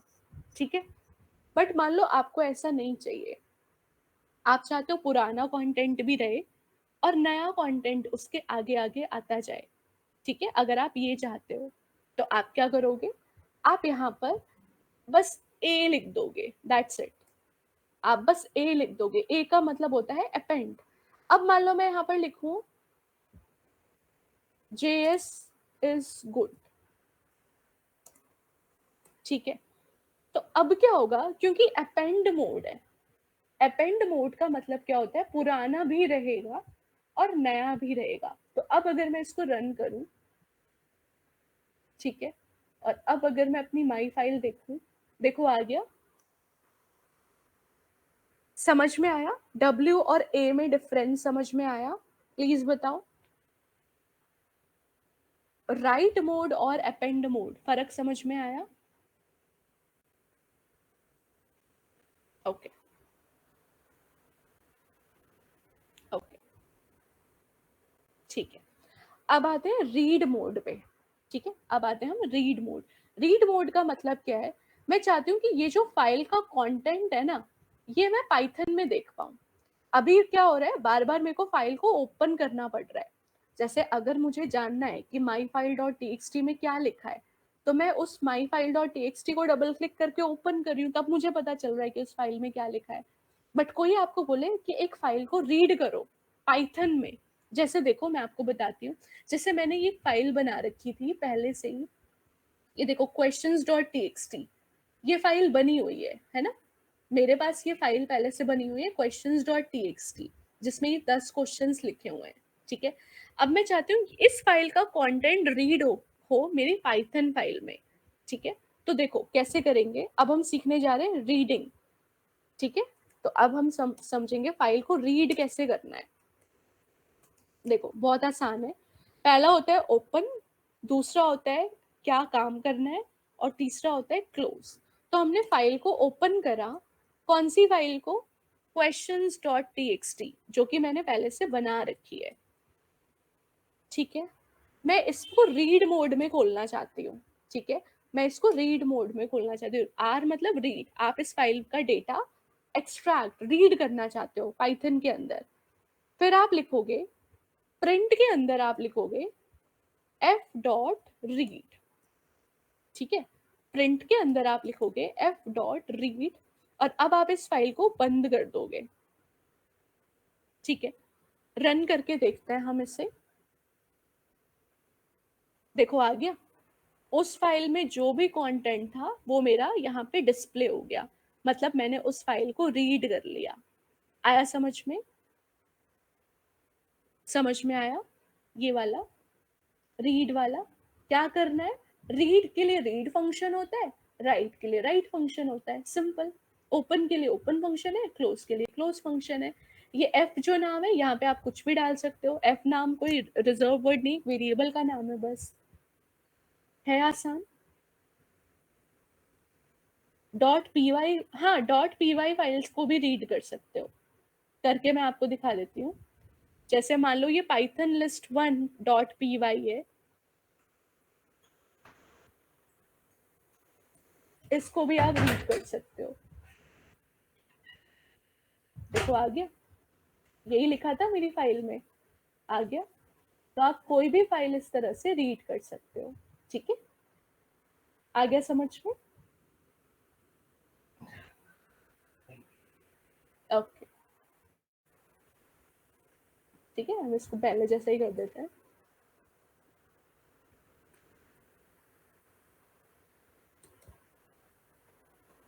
ओके, अब इसके बाद हमारा अगला मोड है एक्स। देखो एक्स मोड ज्यादा यूज नहीं होता। एक्स क्या करते हैं, बस एक फाइल क्रिएट कर देता है। तो अभी हमने देखा जब हम फाइल को डब्ल्यू या ए कर रहे हैं तो फाइल तो अपने आप ही क्रिएट हो जाती है ना। हमने ये फाइल बनाई थी पहले से नहीं, बट इसने क्या किया, फाइल को क्रिएट कर दिया by default. But x mode आप तब यूज करोगे जब आपको कोई फाइल बनानी हो और आप बाद में डिसाइड करोगे कि आपको उसमें करना क्या है, ठीक है। तो फाइल क्रिएट करने के लिए बस, खाली अगर आपको एक फाइल बना लेनी है तो उसके लिए आप एक्स मोड का यूज कर सकते हो, फाइल क्रिएट। तो क्या करोगे, आप लिखोगे एफ इक्वल टू ओपन, यहाँ पे मान लो आपने फाइल का नाम लिखा my file to dot T X T, और यहाँ पे आपने मोड लिख दिया एक्स। एक्स का मतलब है बस इस फाइल को क्रिएट कर दो और कुछ नहीं करना। क्रिएट करने के बाद आप एक प्रिंट का मैसेज डाल दो, फाइल क्रिएटेड सक्सेसफुली, ठीक है। और फिर आप क्या करो, इस फाइल को बंद कर दो, दैट्स इट। तो अगर हम इसको रन करें तो देखो फाइल क्रिएट हो गई, यहाँ पे देखो आ गई होगी my file to dot T X T. इसके अंदर अभी कुछ नहीं है क्योंकि ये सिर्फ फाइल को क्रिएट कर देता है। आया समझ में? तो ये चार मोड समझ में आए जो हमने लिखे थे। आर का मतलब क्या होता है, डब्ल्यू का मतलब क्या होता है, ए क्या होता है और एक्स क्या होता है, समझ में आया ये? ओके, ठीक है।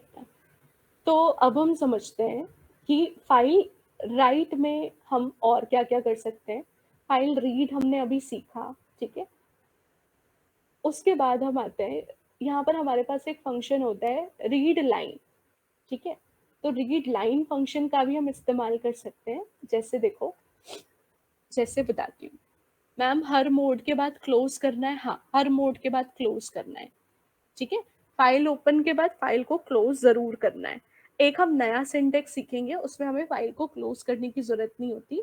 बट अगर आप इस तरह से अभी फाइल का इस्तेमाल कर रहे हो तो आपको क्या करना पड़ेगा, फाइल को क्लोज करना पड़ेगा। समझ में आया? ऑल्दो ये कंपल्सरी नहीं है, ठीक है।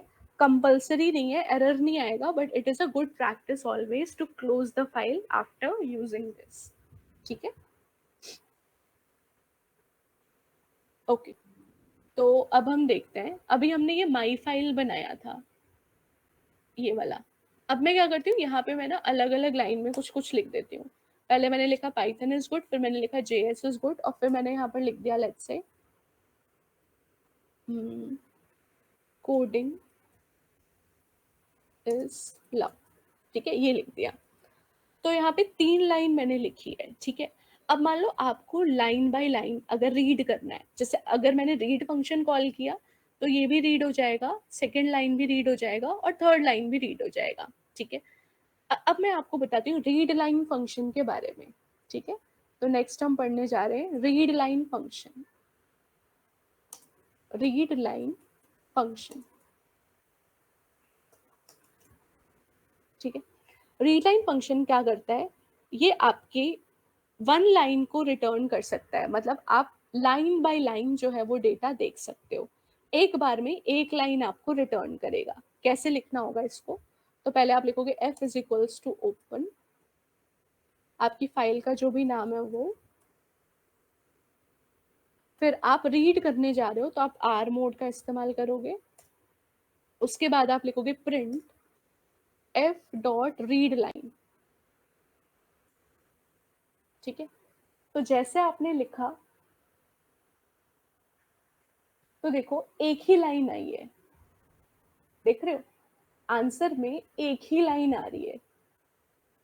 तो अगर आपको एक लाइन चाहिए या आपको दो लाइन चाहिए पर्टिकुलर, तो आप ऐसे लिख सकते हो। अब अगर मैं यहाँ पे दूसरी बार लिखूंगी एफ डॉट रीड लाइन, तो ये मेरे को दूसरी वाली लाइन दे देगा।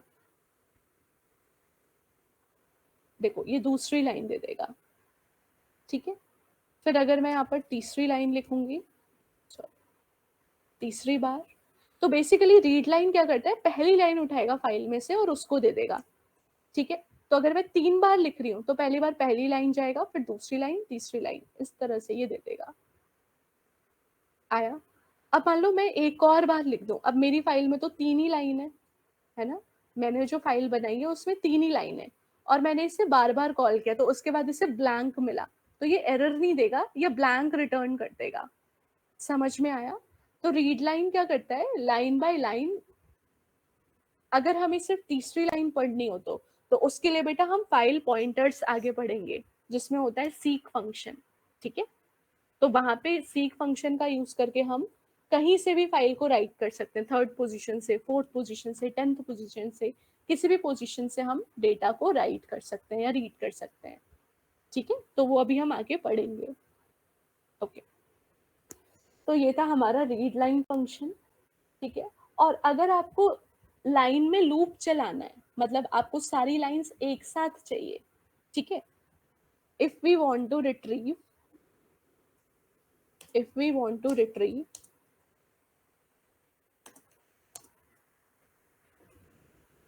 each line one by one, जैसे आप बार बार read line read line read line ऐसे नहीं लिखना चाहते, अगर आप एक ही साथ ईच लाइन रिट्रीव करना चाहते हो वन बाय वन, तो आप लूप चला सकते हो। ठीक है, तो आप क्या कर सकते हो, लूप चला सकते हो। पहले आप ये फाइल ले लो और जो सिंपल फॉर का सिंटेक्स है वो चला दो। ठीक है, जो सिंपल फॉर लूप का सिंटेक्स होता है, तो हम यहाँ पर सीधा लिख देंगे for I in F print I. जैसे हम डिक्शनरी में लूप चलाते हैं, याद है, लिस्ट में लूप चलाते हैं, ऐसे हम फाइल में भी लूप चला सकते हैं इस तरीके से। और अब अगर मैं इसको रन करूं, मैं इसे बाद में क्लोज कर देती हूँ।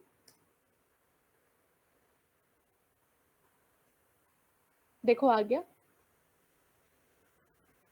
ठीक है, तो आपको एक एक करके लिखने की जरूरत नहीं है, आप इस तरह से लाइन बाय लाइन आप लिख सकते हो। जैसे आप डिक्शनरी में लूप चलाते हो, सेट में लूप चलाते हो, आप इस तरह से भी लूप को चला सकते हो। ये समझ में आया? आया समझ में ये? ओके, अब मान लो रीड में ना हम ऐसे भी कर सकते हैं, जैसे मान लो मेरे को फर्स्ट 6 कैरेक्टर्स चाहिए। ठीक है, तो आप ऐसे भी लिख सकते हो। जैसे ये मेरा रीड का सिंटेक्स है।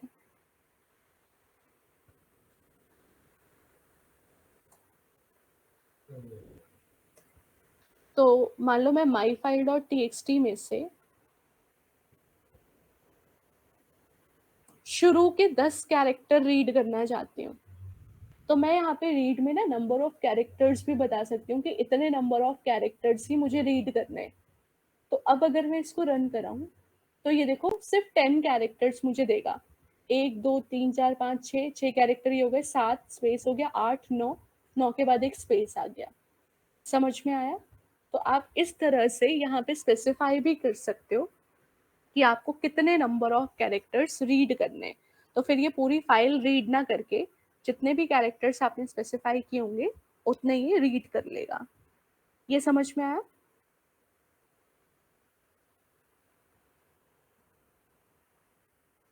इंडेक्सिंग भी लगा सकते हैं बेटा। इंडेक्सिंग होती है ये, जैसे पहला कैरेक्टर 0 पोजीशन पे है, दूसरा कैरेक्टर 1 पोजीशन पे है, इस तरह से होता है इसमें। ठीक है, इस तरह से पोजीशन होती है। फाइल पॉइंटर जो है ना वो 0 से शुरू होता है, और फिर 0 से 1 2 3 ऐसे चलता है, जैसे पाइथन है। हाँ, जैसे वर्ड्स, वर्ड्स में नहीं होता बेटा indexing, indexing character bye character होती है, ठीक है। इंडेक्सिंग वर्ड्स की नहीं होती, इंडेक्सिंग कैरेक्टर्स की ही होती है। जैसे पाइथन है तो P1 पे मिलेगा, ठीक है, और सॉरी P0 पे मिलेगा, Y1 पे मिलेगा एंड सो ऑन। इस तरह से इंडेक्स होता है इसके अंदर। ओके, हाँ, ठीक है। तो हमने क्रिएशन सीख लिया, एम्प्टी फाइल कैसे क्रिएट करते हैं एक्स मोड का यूज करके। अब देखो, अगर आपको कोई फाइल डिलीट करनी है तो आप उसको भी कर सकते हो इस तरीके से। जैसे मान लो ये माई फाइल 2.txt, अब इसमें कोई कंटेंट नहीं पड़ा हुआ, बट मैं चाहती हूँ कि मैं इस फाइल को डिलीट कर दूँ, तो आप फाइल को डिलीट भी कर सकते हो, ठीक है। उसके लिए आपको ना एक ओएस नाम का मॉड्यूल इंपोर्ट करना पड़ेगा। ओएस मतलब ऑपरेटिंग सिस्टम, और उसके से आपको रिमूव करना पड़ेगा, रिमूव, और इस फाइल का नाम, फाइल का नाम क्या है, माई फाइल 2.txt, ठीक है। और आप आखिरी में एक मैसेज डाल दो, फाइल रिमूव्ड सक्सेसफुली। तो ये क्या करेगा, आपका रिसाइकल बिन से भी डिलीट कर देगा, ठीक है। जो आप रिमूव फंक्शन से फाइल रिमूव करते हो, ये आपका इस पर्टिकुलर लोकेशन से भी, देखो अभी यहाँ पे है, देखो हाईलाइट हो रहा है ना माई फाइल 2.txt, बट जैसे मैं इस कोड को रन करूंगी वैसे ये फाइल डिलीट हो जाएगी, रिसाइकल बिन से भी हट जाएगा ये, ठीक है। रन करके मैं आपको दिखाती हूँ, देखो हो गई, हट गई यहाँ से फाइल, माई फाइल 2.txt, देखो यहाँ से हट गई। तो इस तरह से आप फाइल को डिलीट कर सकते हो, ठीक है। आया समझ में, ये समझ में आया। अब इससे आप पूरा का पूरा फोल्डर भी डिलीट, हाँ, ओएस का मतलब ऑपरेटिंग सिस्टम है, तो जो जितने भी फाइल रिलेटेड ऑपरेशन जिससे डिलीट करना है, ये सब ऑपरेटिंग सिस्टम करता है ना इंटरनली। जैसे जब आप राइट क्लिक करके डिलीट करते हो, तो इंटरनली ऑपरेटिंग सिस्टम ही तो होता है जो डिलीट कर रहा होता है। तो ओएस मॉड्यूल इसलिए काम आता है जब हमें इस तरह का ऑपरेशन परफॉर्म करना है जो हम नहीं कर सकते, मतलब ये तो है, ये तो सिस्टम से डिलीट होगा ना, तो इस वजह से हम यहाँ पर ओएस मॉड्यूल का इस्तेमाल कर रहे हैं, ऑपरेटिंग सिस्टम है। हाँ, इसी तरह से आप एक फोल्डर भी उड़ा सकते हो, ठीक है। तो फोल्डर जैसे अगर मान लो मैं यहाँ पर लिख दूँ फोल्डर का नाम, जैसे पाइथन कोड्स है, अब मैं इसको डिलीट नहीं करूंगी, नहीं तो फिर प्रॉब्लम हो जाएगी, बट मैं आपको दिखा रही हूँ सिंटेक्स। तो आप यहाँ पे इस फोल्डर को रिमूव कर सकते हो। फोल्डर को रिमूव करने के लिए होता है RMDIR, RM मतलब रिमूव, DIR मतलब डायरेक्टरी। और जैसे मेरे फोल्डर का नाम है पाइथन कोड्स, तो मैं अगर यहाँ पे अपने फोल्डर का नाम डाल दूँ और अगर मैं गलती से भी इसको चला दूँ, तो हमारा फोल्डर डिलीट हो जाएगा, ठीक है। तो कोई भी फोल्डर अगर आपको डिलीट करना हो तो आप RMDIR यूज करोगे, और अगर आपको कोई फाइल डिलीट करनी हो तो आप रिमूव यूज करोगे। आया समझ में, ये समझ में आया फाइल कैसे डिलीट होगा और फोल्डर कैसे डिलीट होगा प्रोग्राम की मदद से। फिर से बताऊं, अगर आपको पूरा का पूरा फोल्डर डिलीट करना है, ठीक है, तो आप यहाँ पर फोल्डर का नाम लिखोगे, RMDIR फंक्शन होता है। RM का मतलब होता है रिमूव, DIR का मतलब होता है डायरेक्टरी, डायरेक्टरी मतलब फोल्डर। तो os.rmdir फंक्शन क्या करता है, पूरा का पूरा फोल्डर डिलीट कर देता है। रिमूव से क्या हो रही है, फाइल डिलीट हो रही है, RMDIR से क्या हो रहा है, पूरा का पूरा फोल्डर डिलीट हो जाएगा।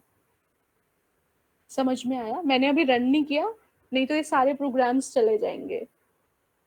रिकवर नहीं हो सकता, इसलिए नहीं हो सकता क्योंकि रिसाइकल बिन से भी हट चुका है, ये परमानेंट है,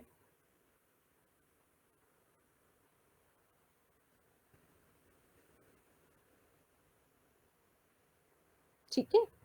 ये रिकवर नहीं हो सकता ऐसे, क्योंकि ये रिसाइकल बिन से भी हट जाता है। ओके,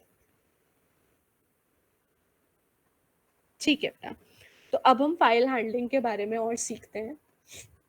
तो इसमें अब हम समझते हैं फंक्शंस के बारे में, ठीक है। तो हमारे पास फाइल पॉइंटर फंक्शंस होते हैं।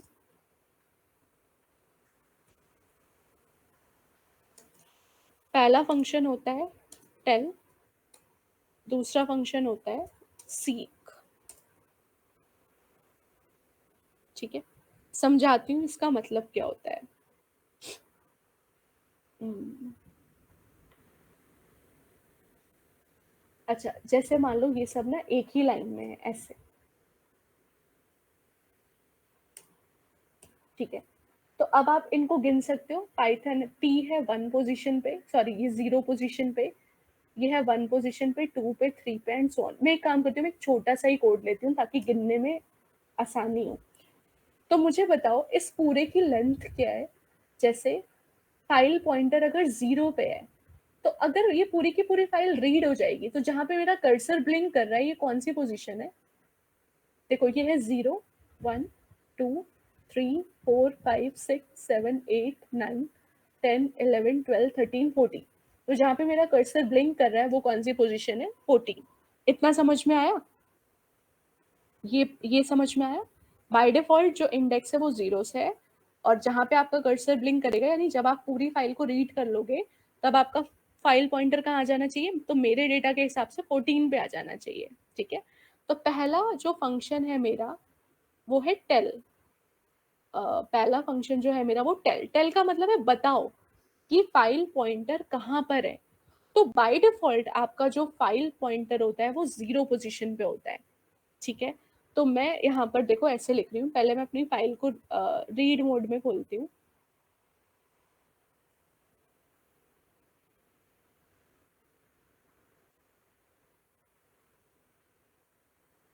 ठीक है, तो मैं अपनी फाइल को रीड मोड में खोल रही हूँ, और अब मैंने टेल लिखा। तो मैंने यहाँ पे लिखा प्रिंट पोजीशन बिफोर रीड। तो मैंने बोला रीड करने से पहले क्या पोजीशन है वो बताओ। तो यहाँ पे मैं लिख दूंगी एफ डॉट टेल। तो बाय डिफॉल्ट जब मेरी फाइल रीड ही नहीं हुई तो मेरा फाइल पॉइंटर 0 पोजीशन पे होता है। तो इसका आंसर आएगा पोजीशन बिफोर रीड इज 0। फिर मान लो मैंने रीड कर लिया। फिर मान लो मैंने क्या किया, फाइल को रीड कर लिया, और रीड करने के बाद अब मैं पोजीशन पूछ रही हूँ कि जी भाई जब आपने रीड कर लिया तब क्या पोजीशन है वो बताओ। तो मैंने यहाँ पर लिख दिया पोजीशन आफ्टर रीड। ठीक है, अब हम इसे रन करके देखते हैं। देखो आया। बिफोर रीड पहले आपका कर्सर था 0 पोजीशन पे। जैसे ही आपने रीड किया, तो रीड कैसे करते हैं, कर्सर आगे बढ़ता जाता है। पी रीड हुआ, वाई रीड हुआ, टी रीड हुआ, एच रीड हुआ, करते करते करते करते डी के बाद कर्सर आ गया। तो डी के बाद कर्सर अभी हमने काउंट किया था, कौन सी पोजीशन आएगी, 14। समझ में आया ये। समझ में आया टेल फंक्शन कैसे काम कर रहा है। जब हमने फाइल को रीड नहीं किया तो बाय डिफॉल्ट फाइल पॉइंटर 0 पर है। जैसे ही मैंने फाइल को रीड किया तो मेरा कर्सर मूव किया, और गुड के बाद का जो भी पोजीशन है वो आ गया। ठीक है, तो मुझे बताओ इससे मुझे ये पता चल सकता है कि मेरी फाइल में कितने नंबर ऑफ कैरेक्टर हैं, है ना। इससे मुझे पता चल जाएगा ना मेरी फाइल में कितने कैरेक्टर हैं। तो अगर मेरा फाइल पॉइंटर 14 पोजीशन पे है, इसका मतलब उसने 0 से लेके 13 पोजीशन तक ट्रेवर्स किया है। तो 0 से 13 टोटल कितने कैरेक्टर्स हो गए, 14। 0 से 13 नंबर ऑफ कैरेक्टर्स 14 हो गए। तो इसका मतलब अगर आपको जानना है कि आपकी फाइल में टोटल कितने नंबर ऑफ कैरेक्टर्स हैं, तो आप इस फंक्शन की मदद से जान सकते हो। अभी तो मैंने गिना है, बट अगर मेरी फाइल में कंटेंट ज्यादा होगा तो मैं गिनूंगी थोड़ी। तो आप इस फंक्शन की मदद से पता कर सकते हो कि आपका फाइल पॉइंटर कहाँ पर है। अब बताओ समझ में आया। समझ में आएंगे। टेल फंक्शन मत समझ में आया, प्लीज बताओ। ओके, अब आप मेरे को बताओ अब क्या आउटपुट आएगा। अब मैंने यहाँ पर लिखा एफ डॉट रीड 6। अब बताओ अब क्या आउटपुट आएगा। अब दोनों का आउटपुट बताओ।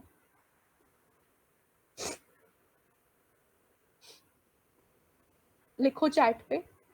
अगर मैंने रीड में 6 लिख दिया, किसका मतलब मेरे को 6 कैरेक्टर्स तक ही रीड करना है। अब क्या आउटपुट आएगा?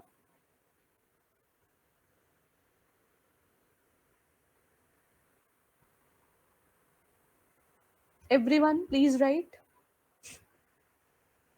ओके, सब लोग अपना आंसर टाइप करो।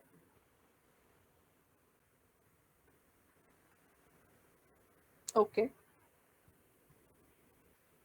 ठीक है, हम इसको रन करके देखते हैं। आ गया? ठीक है, क्योंकि आपने 6 कैरेक्टर्स रीड कर लिया और ये 0 से शुरू हो रहा है, तो 0 to 5 रीड हो जाएगा और कर्सर कहां पर आ जाएगा? 6 पर।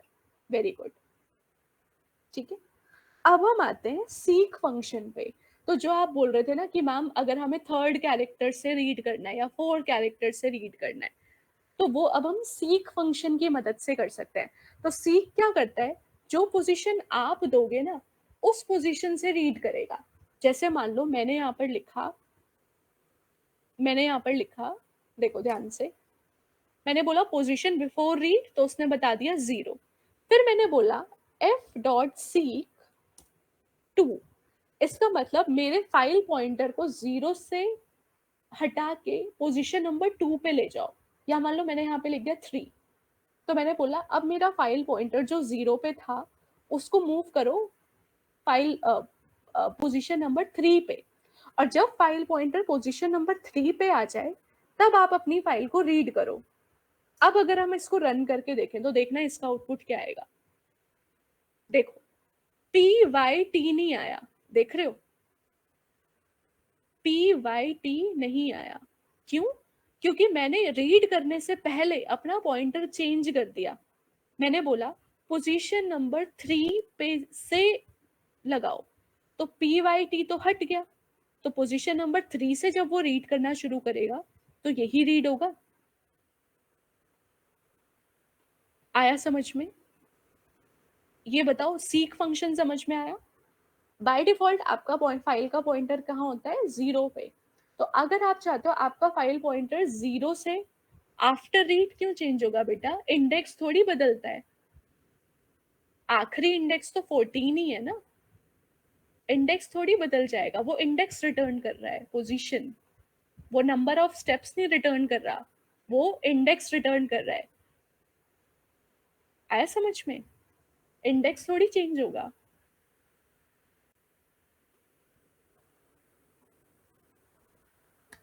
समझ में आएगा गामिनी? इंडेक्स तो इंडेक्स ही रहेगा ना। स्टार्टिंग 3 से हो रही है, हाँ, तो स्टार्टिंग के 3 तो हट गए ना, बट इंडेक्स कहाँ चेंज हुआ? स्टार्टिंग के 3 हट गए, वो सही है।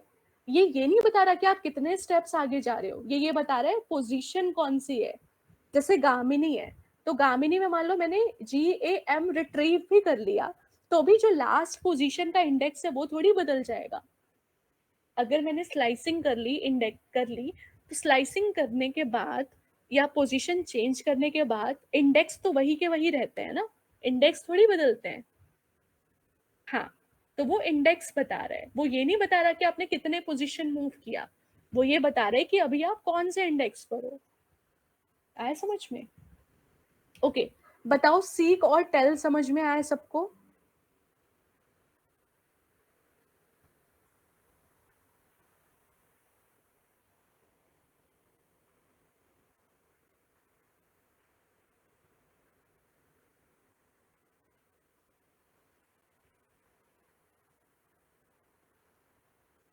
तो ये एक तरह से कर्सर का काम कर रहा है ना। बाय डिफॉल्ट आपका कर्सर कहाँ पर है? 0 पे। ठीक है, और उसको आप कहीं भी मूव करा सकते हो। ठीक है, तो ये होता है हमारा फाइल हैंडलिंग का कॉन्सेप्ट। सीक फंक्शन आपको समझ में आ गया, टेल फंक्शन आपको समझ में आ गया। ठीक है, अब मैं आपको ना एक छोटा सा टास्क दे रही हूँ, वो करके दिखाओ। मेरे को सिर्फ पाइथन आउटपुट में चाहिए, वो आप ये सीक फंक्शन का इस्तेमाल करके दिखाओ जरा कैसे कर सकते हैं। पाइथन नहीं, मेरे को गुड चाहिए। अगर मेरे को सिर्फ गुड प्रिंट करना है तो क्या लिखूं, कौन सा मेरा फाइल का पॉइंटर होगा कि गुड प्रिंट हो जाए? तो जैसे फाइल में लिखा है ना, पाइथन इज गुड, और मेरे को सिर्फ गुड प्रिंट करना है, तो बताओ कैसे होगा? सीक में क्या लिखेंगे कि गुड प्रिंट हो जाए? लिख के दिखाओ सब। आउटपुट आना चाहिए गुड। लिख के दिखाओ कैसे होगा।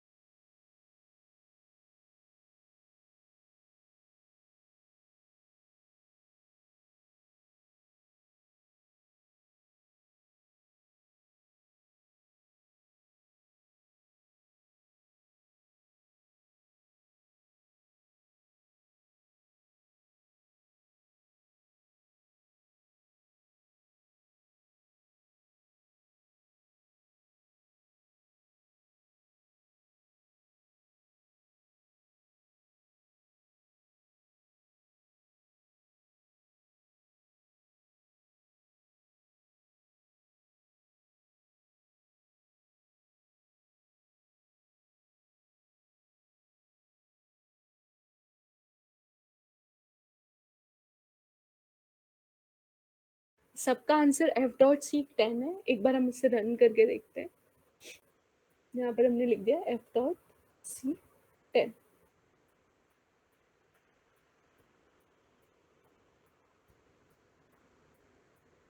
वेरी, ठीक है। तो आई होप ये सब समझ में आ गया होगा आपको। अब बेटा हम ना फाइल को रीनेम भी कर सकते हैं, ठीक है। जैसे आप फाइल को रीनेम करते हो नॉर्मली राइट क्लिक करके रीनेम पे, वैसे हम फाइल को रीनेम कर सकते हैं इस तरीके से। जैसे मान लो ये strings 1.py है, मान लो मुझे इसका नाम चेंज करना है, ठीक है। तो हम रीनेम अ फाइल कर सकते हैं,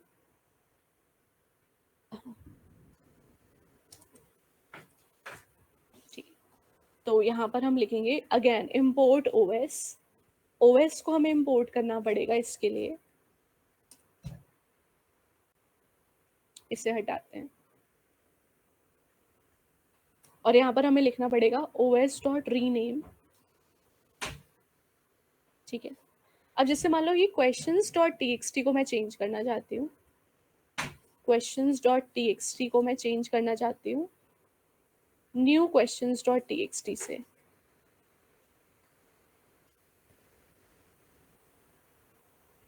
ठीक है। और अब इसको अगर हम स्क्रिप्ट को रन करें,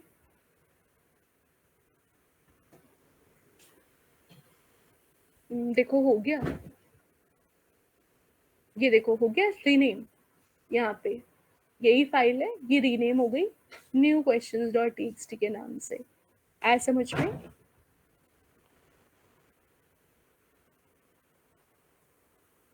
इज इट क्लियर स्टूडेंट्स? तो अगर आपको फाइल को रीनेम करना है, फाइल को रिमूव करना है, तो आप इस तरह से कर सकते हो। Is it clear? ठीक है। अब देखो बेटा, जब भी हम फाइल में काम करते हैं, जब भी हम फाइल में काम करते हैं, तो हमें बार बार ना ओपन करके क्लोज करना पड़ रहा है, बार बार बार बार। तो पाइथन 3.6 या अबव वर्जन में एक नया सिंटेक्स आया है जिसको हम बोलते हैं विद ओपन। तो जब हम विद ओपन सिंटेक्स का इस्तेमाल करते हैं, तो हमें फाइल को क्लोज करने की जरूरत नहीं पड़ती। देखो मैं आपको बताती हूँ, जैसे मान लो जब भी हम फाइल में रीड राइट करें तो हमें उसे क्लोज करना पड़ता है। जैसे मान लो हम ये ले लेते हैं, ये वाला सिंटेक्स, कि मेरे को फाइल में शुरू के 10 कैरेक्टर रीड करने हैं मान लो, या मेरे को फाइल को रीड करना है, ठीक है। अब यहाँ पे फाइल को पहले ओपन करो, फिर फाइल में रीड करो, फिर फाइल को क्लोज करो। तो एक न्यू सिंटेक्स आया है हमारे पास लेटेस्ट वर्जन में, तो हम उसमें ऐसे लिख सकते हैं, हम लिख सकते हैं विद ओपन, ऐसे लिखते हैं विद ओपन, ये एज इट इज रहता है, ये एज इट इज रहेगा, माई फाइल डॉट txt, कौन से मोड में खोलना है, एज एफ फाइल पॉइंटर, और फिर इस ब्लॉक के अंदर आप अपना कोड लिख दो, जो भी आपको लिखना है वो इस ब्लॉक के अंदर लिख दो, बस। अब जब ये ब्लॉक खत्म होगा ना, तो ये फाइल अपने आप क्लोज हो जाएगी। तो ये सिंटेक्स आजकल यूज होता है इस सिंटेक्स के मुकाबले, क्यों? क्योंकि इसमें हमें बार बार खुद से क्लोज क्लोज क्लोज लिखना पड़ता है, बट इसमें आप एक बार फाइल को ओपन करो, जैसे ही आपका काम खत्म हो गया, जैसे ही ये ब्लॉक एग्जीक्यूट होगा, वैसे ये फाइल को ऑटोमेटिकली क्लोज कर देगा, ऑटोमेटिकली क्लोज द फाइल। तो हमें बार बार क्लोज क्लोज क्लोज लिखने की जरूरत नहीं है, ठीक है? और ये भी वैसे ही काम करेगा जैसे हमारे बाकी कोड कर रहा था। रन करके मैं आपको दिखाती हूँ, आ गया, समझ में आया? तो ये आप अब ये वाला सिंटेक्स ना यूज करके इस सिंटेक्स को आप यूज कर सकते हो, तो आपको क्लोज लिखने की बार बार जरूरत नहीं है। ये समझ में आया?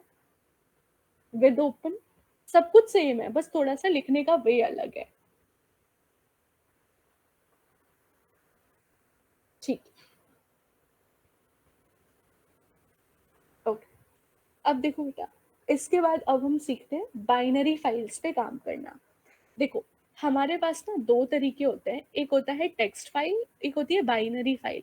टेक्स्ट फाइल जो है वो ये है, नोटपैड की फाइल जिसमें अभी तक हम काम करते आए हैं। एक होती है बाइनरी फाइल। बाइनरी फाइल ना 0 और 1 यानी कि एनक्रिप्टेड फॉर्म में होती है। बाइनरी फाइल में जो डेटा है वो बाइनरी फॉर्मेट में होता है, तो हम उसे रीड नहीं कर सकते।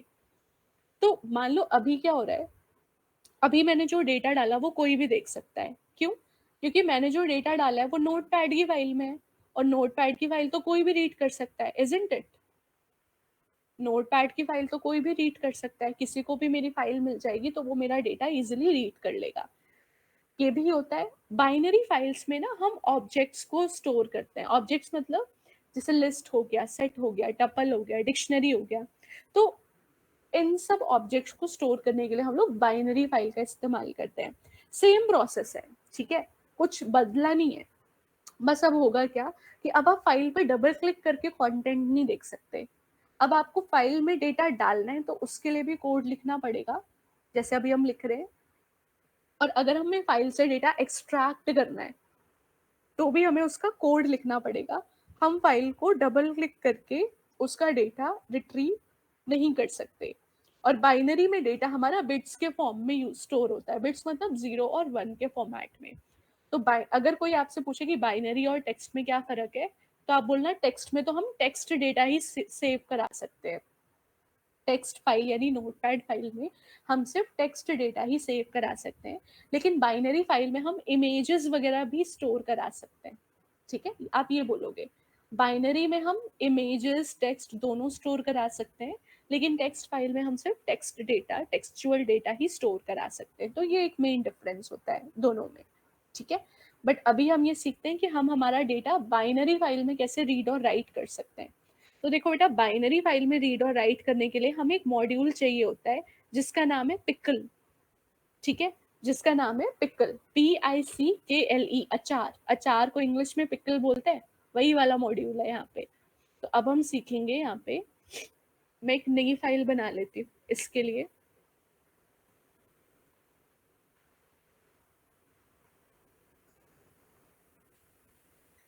ठीक है? तो हमारे पास ना दो कॉन्सेप्ट होते हैं, एक होता है पिकलिंग और एक होता है अनपिकलिंग। पिकलिंग को हम सीरियलाइजेशन भी बोलते हैं,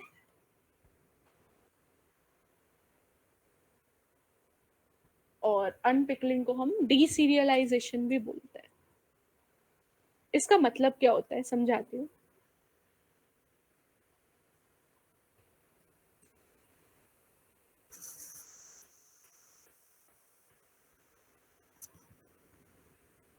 तो बेसिकली पिकलिंग का मतलब है कि आप जब एक, when you are storing Python object या कोई भी object to a byte string. Byte string का मतलब है बाइनरी फाइल जिसमें हम 0 और 1 के फॉर्मेट में डेटा को स्टोर कर रहे हैं बाइट बाय बाइट। और अनपिकलिंग का मतलब है retrieving object from a byte stream, simple. मतलब वो जो बाइट स्ट्रीम आपने जहां स्टोर किया था पाइथन का ऑब्जेक्ट, अब जब आपको उसकी जरूरत है तो आप उसे रिट्रीव कर रहे हो, उसको बोलते हैं अनपिकलिंग। पिकलिंग का मतलब सेव करना, और अनपिकलिंग का मतलब है जो सेव्ड डेटा है उसको आपको रिट्रीव करना है। ठीक है, तो इसका कोड कैसे लिखा जाएगा ये समझते हैं। तो मान लो मैं एक डिक्शनरी बना लेती हूँ, तो डिक्शनरी मेरा पाइथन का ऑब्जेक्ट हो सकता है। ठीक है, तो किस तरह से हम इसे यूज कर सकते हैं? तो सबसे पहले हम लिखेंगे इम्पोर्ट पिकल। ठीक है, अब सबसे पहले हम क्या चाह रहे हैं कि हमारा जो डेटा है वो सेव हो जाए, जो भी हम डेटा डाल रहे हैं वो हमारा डेटा सेव हो जाए। तो मान लो मैंने एक स्टूडेंट नाम की डिक्शनरी बना ली जिसमें मैंने अपना डेटा स्टोर करा दिया। तो मान लो की है रोल नंबर, वैल्यू है 10, फिर मान लो मैंने नेम लिख दिया आकांक्षा। ठीक है,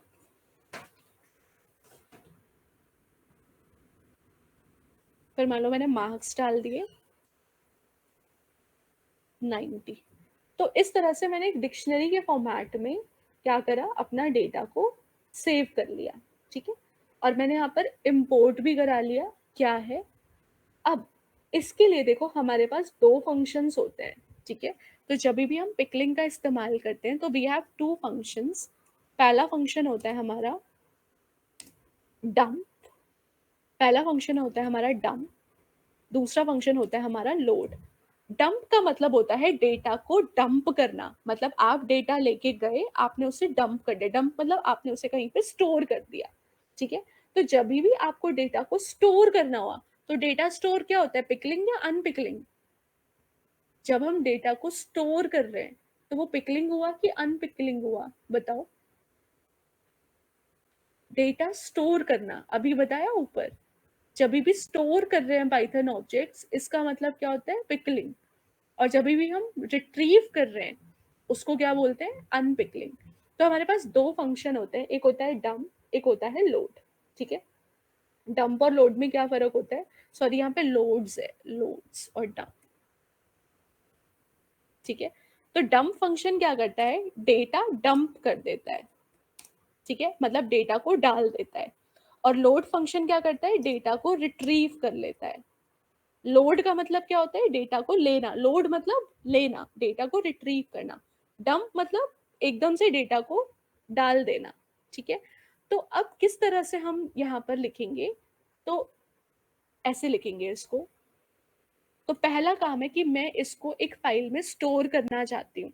ठीक है, तो मेरे को एक फाइल बनानी पड़ेगी। तो मैंने एक फाइल बनाई, f is equals to open file का नाम। तो फाइल का नाम मैं रख देती हूँ, मान लो my data dot T X T. File का नाम है my data dot T X T. मुझे फाइल में डेटा राइट करना है, तो मैं लिखूंगी डब्ल्यू। और अगर मेरे को बाइनरी फाइल में राइट करना है तो मुझे यहाँ पे डब्ल्यू बी लिखना पड़ेगा, ये कंपलसरी है बच्चों, इसको भूलना मत। जब भी आप टेक्स्ट फाइल यूज करते हो तो आप डब्ल्यू टी लिखते हो, लेकिन अगर आप टी नहीं भी लिखोगे तो चलेगा। टी का मतलब है टेक्स्ट फाइल, डब्ल्यू टी का मतलब है राइट इन टेक्स्ट फाइल। तो अगर मैं टी को हटा भी दूं तो भी वो वर्क करेगा। लेकिन जब भी मैं बाइनरी फाइल पे रीड या राइट करने जा रही हूँ तो मुझे बी लिखना कंपलसरी है। जैसे अगर मैं रीड इन बाइनरी लिखूंगी तो आर बी लिखना पड़ेगा, अपेंड इन बाइनरी तो ए बी लिखना पड़ेगा। सिमिलरली अगर मेरे को राइट करना है तो मुझे डब्ल्यू बी लिखना पड़ेगा। ठीक है, अब मैं चाहती हूँ कि ये जो मेरा डेटा है ये डंप हो जाए। ठीक है, तो मैं यहाँ पर लिखूंगी पिकल डॉट डंप। ठीक है, और क्या डंप करना है वो बताएंगे हम। अ, तो मेरे को नहीं, पहले मैं फाइल का नाम दूंगी फिर मैं बताऊंगी, एक सेकंड अपना।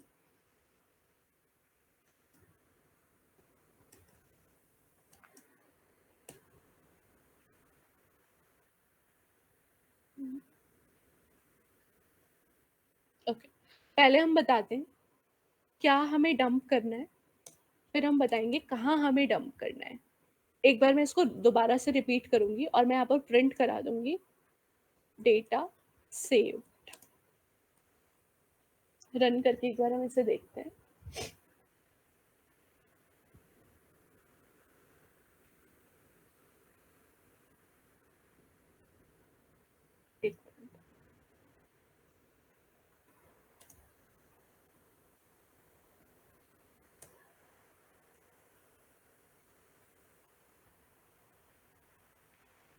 डंप अच्छा से।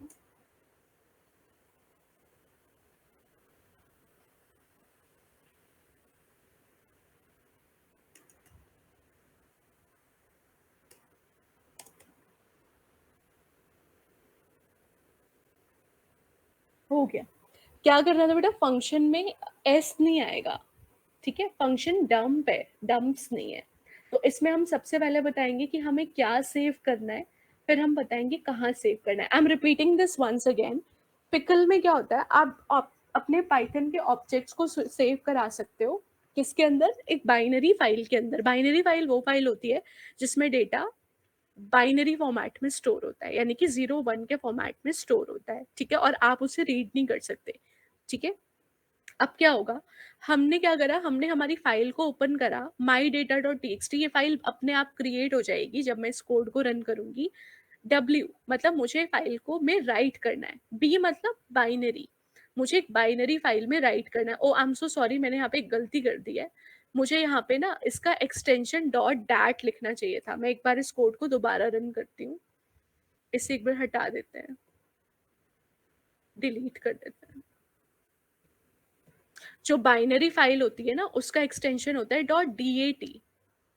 एक मिनट, हाँ, बाइनरी फाइल जैसे नोटपैड की फाइल का एक्सटेंशन होता है डॉट टी एक्स टी, ऐसे बाइनरी फाइल का एक्सटेंशन होता है डॉट डी ए टी, ठीक है। तो मैं यहाँ पे चाह रही हूँ माई data dot D A T, यानी कि एक बाइनरी फाइल बनाऊं और उसमें मैं डेटा सेव करूँ। तो डेटा सेव करना यानी डेटा स्टोर करना, विच इज पिकलिंग। तो पिकलिंग के लिए हमारे पास एक फंक्शन होता है डंप, ठीक है। हम डंप कर रहे हैं, किसको डंप कर रहे हैं, स्टूडेंट ऑब्जेक्ट को, यानी हम स्टूडेंट ऑब्जेक्ट को भेज रहे हैं स्टोर करने के लिए। कहाँ भेज रहे हैं, इस पर्टिकुलर फाइल के अंदर। और जब हम ये भेज देंगे, अब हम इसको रन करेंगे तो प्रिंट हो जाएगा डेटा सेव। रन करके एक बार हम इसे देखते हैं। तो मैंने इस कोड को रन किया, यहाँ पर आ गया डेटा सेव्ड, मेरी एक फाइल बन गई होगी माई डेटा डॉट डैट के नाम से, ये देखो। और जब मैं इस फाइल को ओपन करूंगी तो ये नहीं होगा, और ये देखो यहाँ पे लिखा भी है, the file is not displayed because it is इधर बाइनरी, क्योंकि ये या तो बाइनरी है या अनसपोर्टेड है। तो मैंने अभी आपको बताया कि जो बाइनरी फाइल है उसको आप ऐसे रीड नहीं कर सकते। बताओ यहां तक समझ में आया, या मैं रिपीट करूं? यहां तक समझ में आया तो प्लीज बताओ यस और नो, फिर हम आगे देखते हैं। रिपीट करूं, कौन सा पार्ट नहीं समझ में आया? पहले हमने पिकल मॉड्यूल को इंपोर्ट किया, रिपीट कर रही हूँ, ओके बेटा, पहले हमने पिकल मॉड्यूल को इंपोर्ट किया। पिकल मॉड्यूल क्या करता है, आपके ऑब्जेक्ट्स को बाइनरी फाइल में या किसी फाइल में सेव करने के काम करता है, ठीक है। तो आपके जब ऑब्जेक्ट स्टोर होते हैं तो आप डेटा डायरेक्टली ऐसे नहीं देख सकते, जैसे आप अभी हमने डबल क्लिक करके देखा था वैसे नहीं देख सकते। तो हमारा जो डेटा है वो प्रॉपर एक एनकोडेड फॉर्मेट में स्टोर हो जाएगा। इतना समझ में आया? तो पहले मैंने क्या करा, पहले मैंने पिकल नाम के मॉड्यूल को इंपोर्ट करा। उसके बाद कौन सी वाली फाइल में मुझे डेटा स्टोर करना है, ये तो मैंने डेटा बनाया जो मुझे स्टोर करना है। तो मैंने अपना डेटा बनाया, मेरा डेटा डिक्शनरी भी हो सकता है, लिस्ट भी हो सकता है, टपल भी हो सकता है, किसी भी तरह का डेटा हो सकता है, ठीक है। उसके बाद मैंने एक फाइल ओपन करी, डॉट डी ए टी होता है बाइनरी फाइल का एक्सटेंशन, जैसे टेक्स्ट फाइल का वर्ड के लिए होता है डॉट डी ओ सी एक्स, ऐसे ही बाइनरी फाइल के लिए होता है डॉट डी ए टी, ठीक है। डब्ल्यू बी लिखना कंपलसरी है जब आप बाइनरी फाइल में राइट करा रहे हो तब। यहां तक ये 3 लाइन समझ में आई? इतना बताओ, ये शुरू की 3 लाइन समझ में आई? ओके, ठीक है। अब आते हैं डंप्स पे। डंप का मतलब है, डंप का मतलब क्या होता है, डंप एक इंग्लिश वर्ड है। डंप का मतलब क्या होता है, what is meaning of dump? English में डंप क्या होता है बताओ? डंप कोई टेक्निकल वर्ड नहीं है, इंग्लिश वर्ड है। बताओ क्या मतलब हुआ डंप का?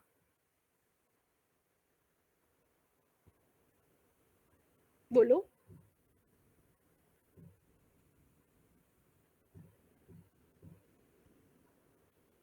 डिपॉजिट करना, एग्जैक्टली exactly. डिपॉजिट करना, या हम बोलते हैं हमने वेस्ट डंप कर दिया, ऐसे भी होता है। मतलब डंप का हर कॉन्टेक्स्ट में यूज होता है, डिपॉजिट करना, कहीं पे उसको डाल देना।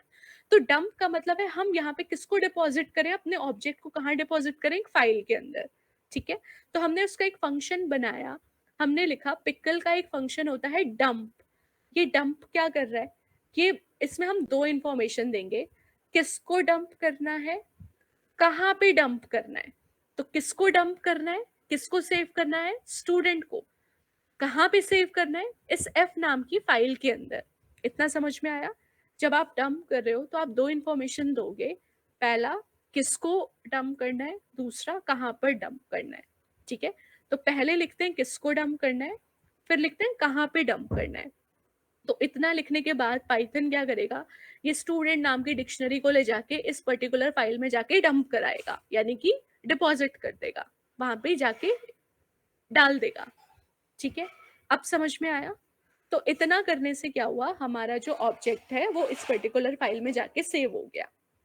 अब बताओ, अब समझ में आया?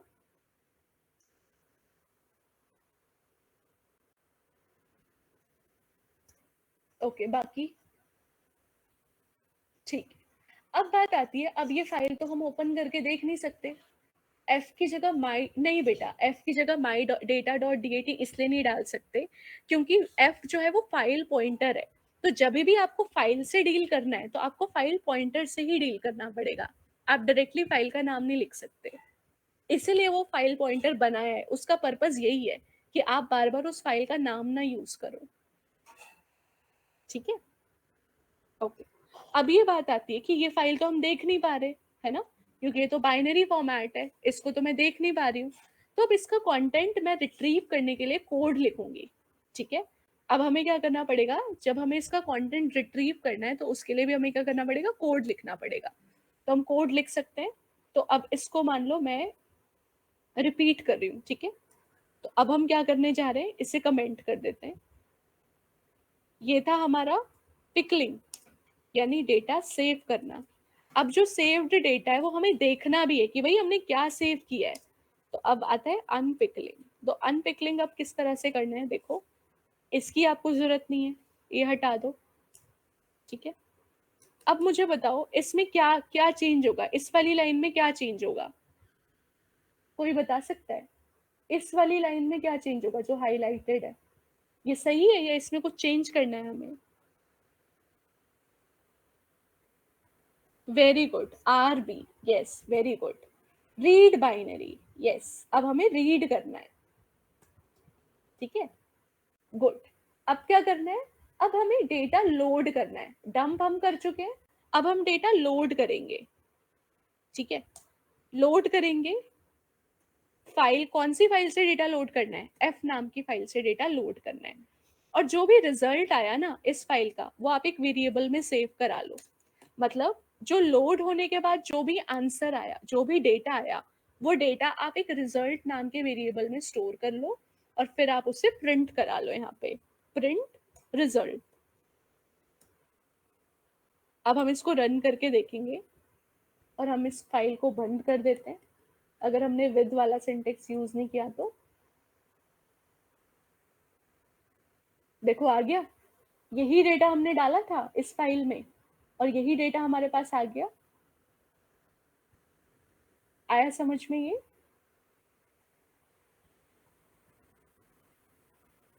समझ में आया? तो डंप करने से डेटा सेव हो जाता है, लोड करने से डेटा हमें वापस से मिल जाता है। तो ये था हमारा फाइल हैंडलिंग का कॉन्सेप्ट। ठीक है, अब मैं आपको ना एक टास्क दे रही हूँ बच्चों, वो टास्क आपको करना है। मैंने मेन्यू बेस्ड प्रोग्रामिंग आपको पढ़ाई हुई है। मेन्यू बेस्ड क्या होता है, जैसे नहीं करा था if choice equal to one, तो डॉलर टू रुपी कन्वर्ट हो जाए, if choice equal to two, ऐसा क्वेश्चन हमने किया हुआ है ना क्लास में। हमने मेन्यू बेस्ड प्रोग्राम बनाया हुआ है ना, कि वन प्रेस करो तो ये हो जाए, टू प्रेस करो तो ये हो जाए।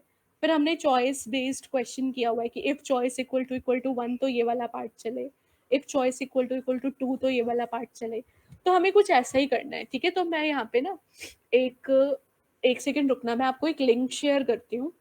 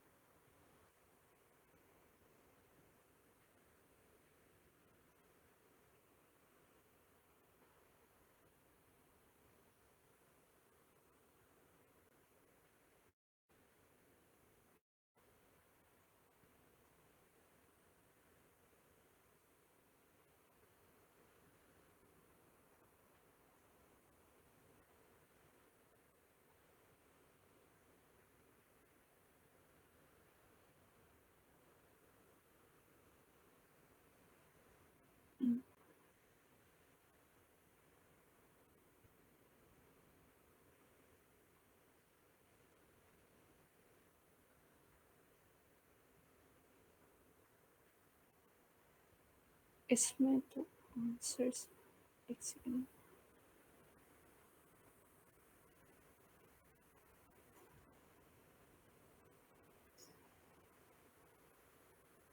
अभी I am not able to find the link now. मैं इसको व्हाट्सएप पे ढूंढ के आपको शेयर करती हूँ। तो बेसिकली उस लिंक में जैसा कोड लिखा होगा ना, उस तरह से आपको बनाना है। वो मेन्यू बेस्ड ही होगा। जैसे उसमें लिखा होगा press 1 for reading data to a file, फिर लिखा होगा press 2 for writing data to a file, फिर लिखा होगा press 3 for appending data to a file. तो इस तरह से मेन्यू बेस्ड प्रोग्राम होगा पूरा फाइल हैंडलिंग का, वो आप लोगों को करना है। ठीक है, तो फाइल हैंडलिंग का आपका यही असाइनमेंट है कि आपको क्या करना है, मेन्यू बेस्ड प्रोग्राम बनाना है। ठीक है, इसका लिंक मैं आप सबके साथ शेयर कर दूंगी। तो उसमें सॉल्यूशन है कैसे बनेगा। बट आप जरूरी नहीं कि आप जैसा वो सोल्यूशन है वैसा ही आप बनाओ, आप कैसा भी बना सकते हो। ठीक है, बट करना हमें वही है। ठीक है, कोई डाउट है तो पूछ लो, अदरवाइज हम क्लास एंड करते हैं आज। समझ में आया, इंटरेस्टिंग लगा? ओके, ठीक है, बाकी हम नेक्स्ट क्लास में करते हैं। Okay, bye bye.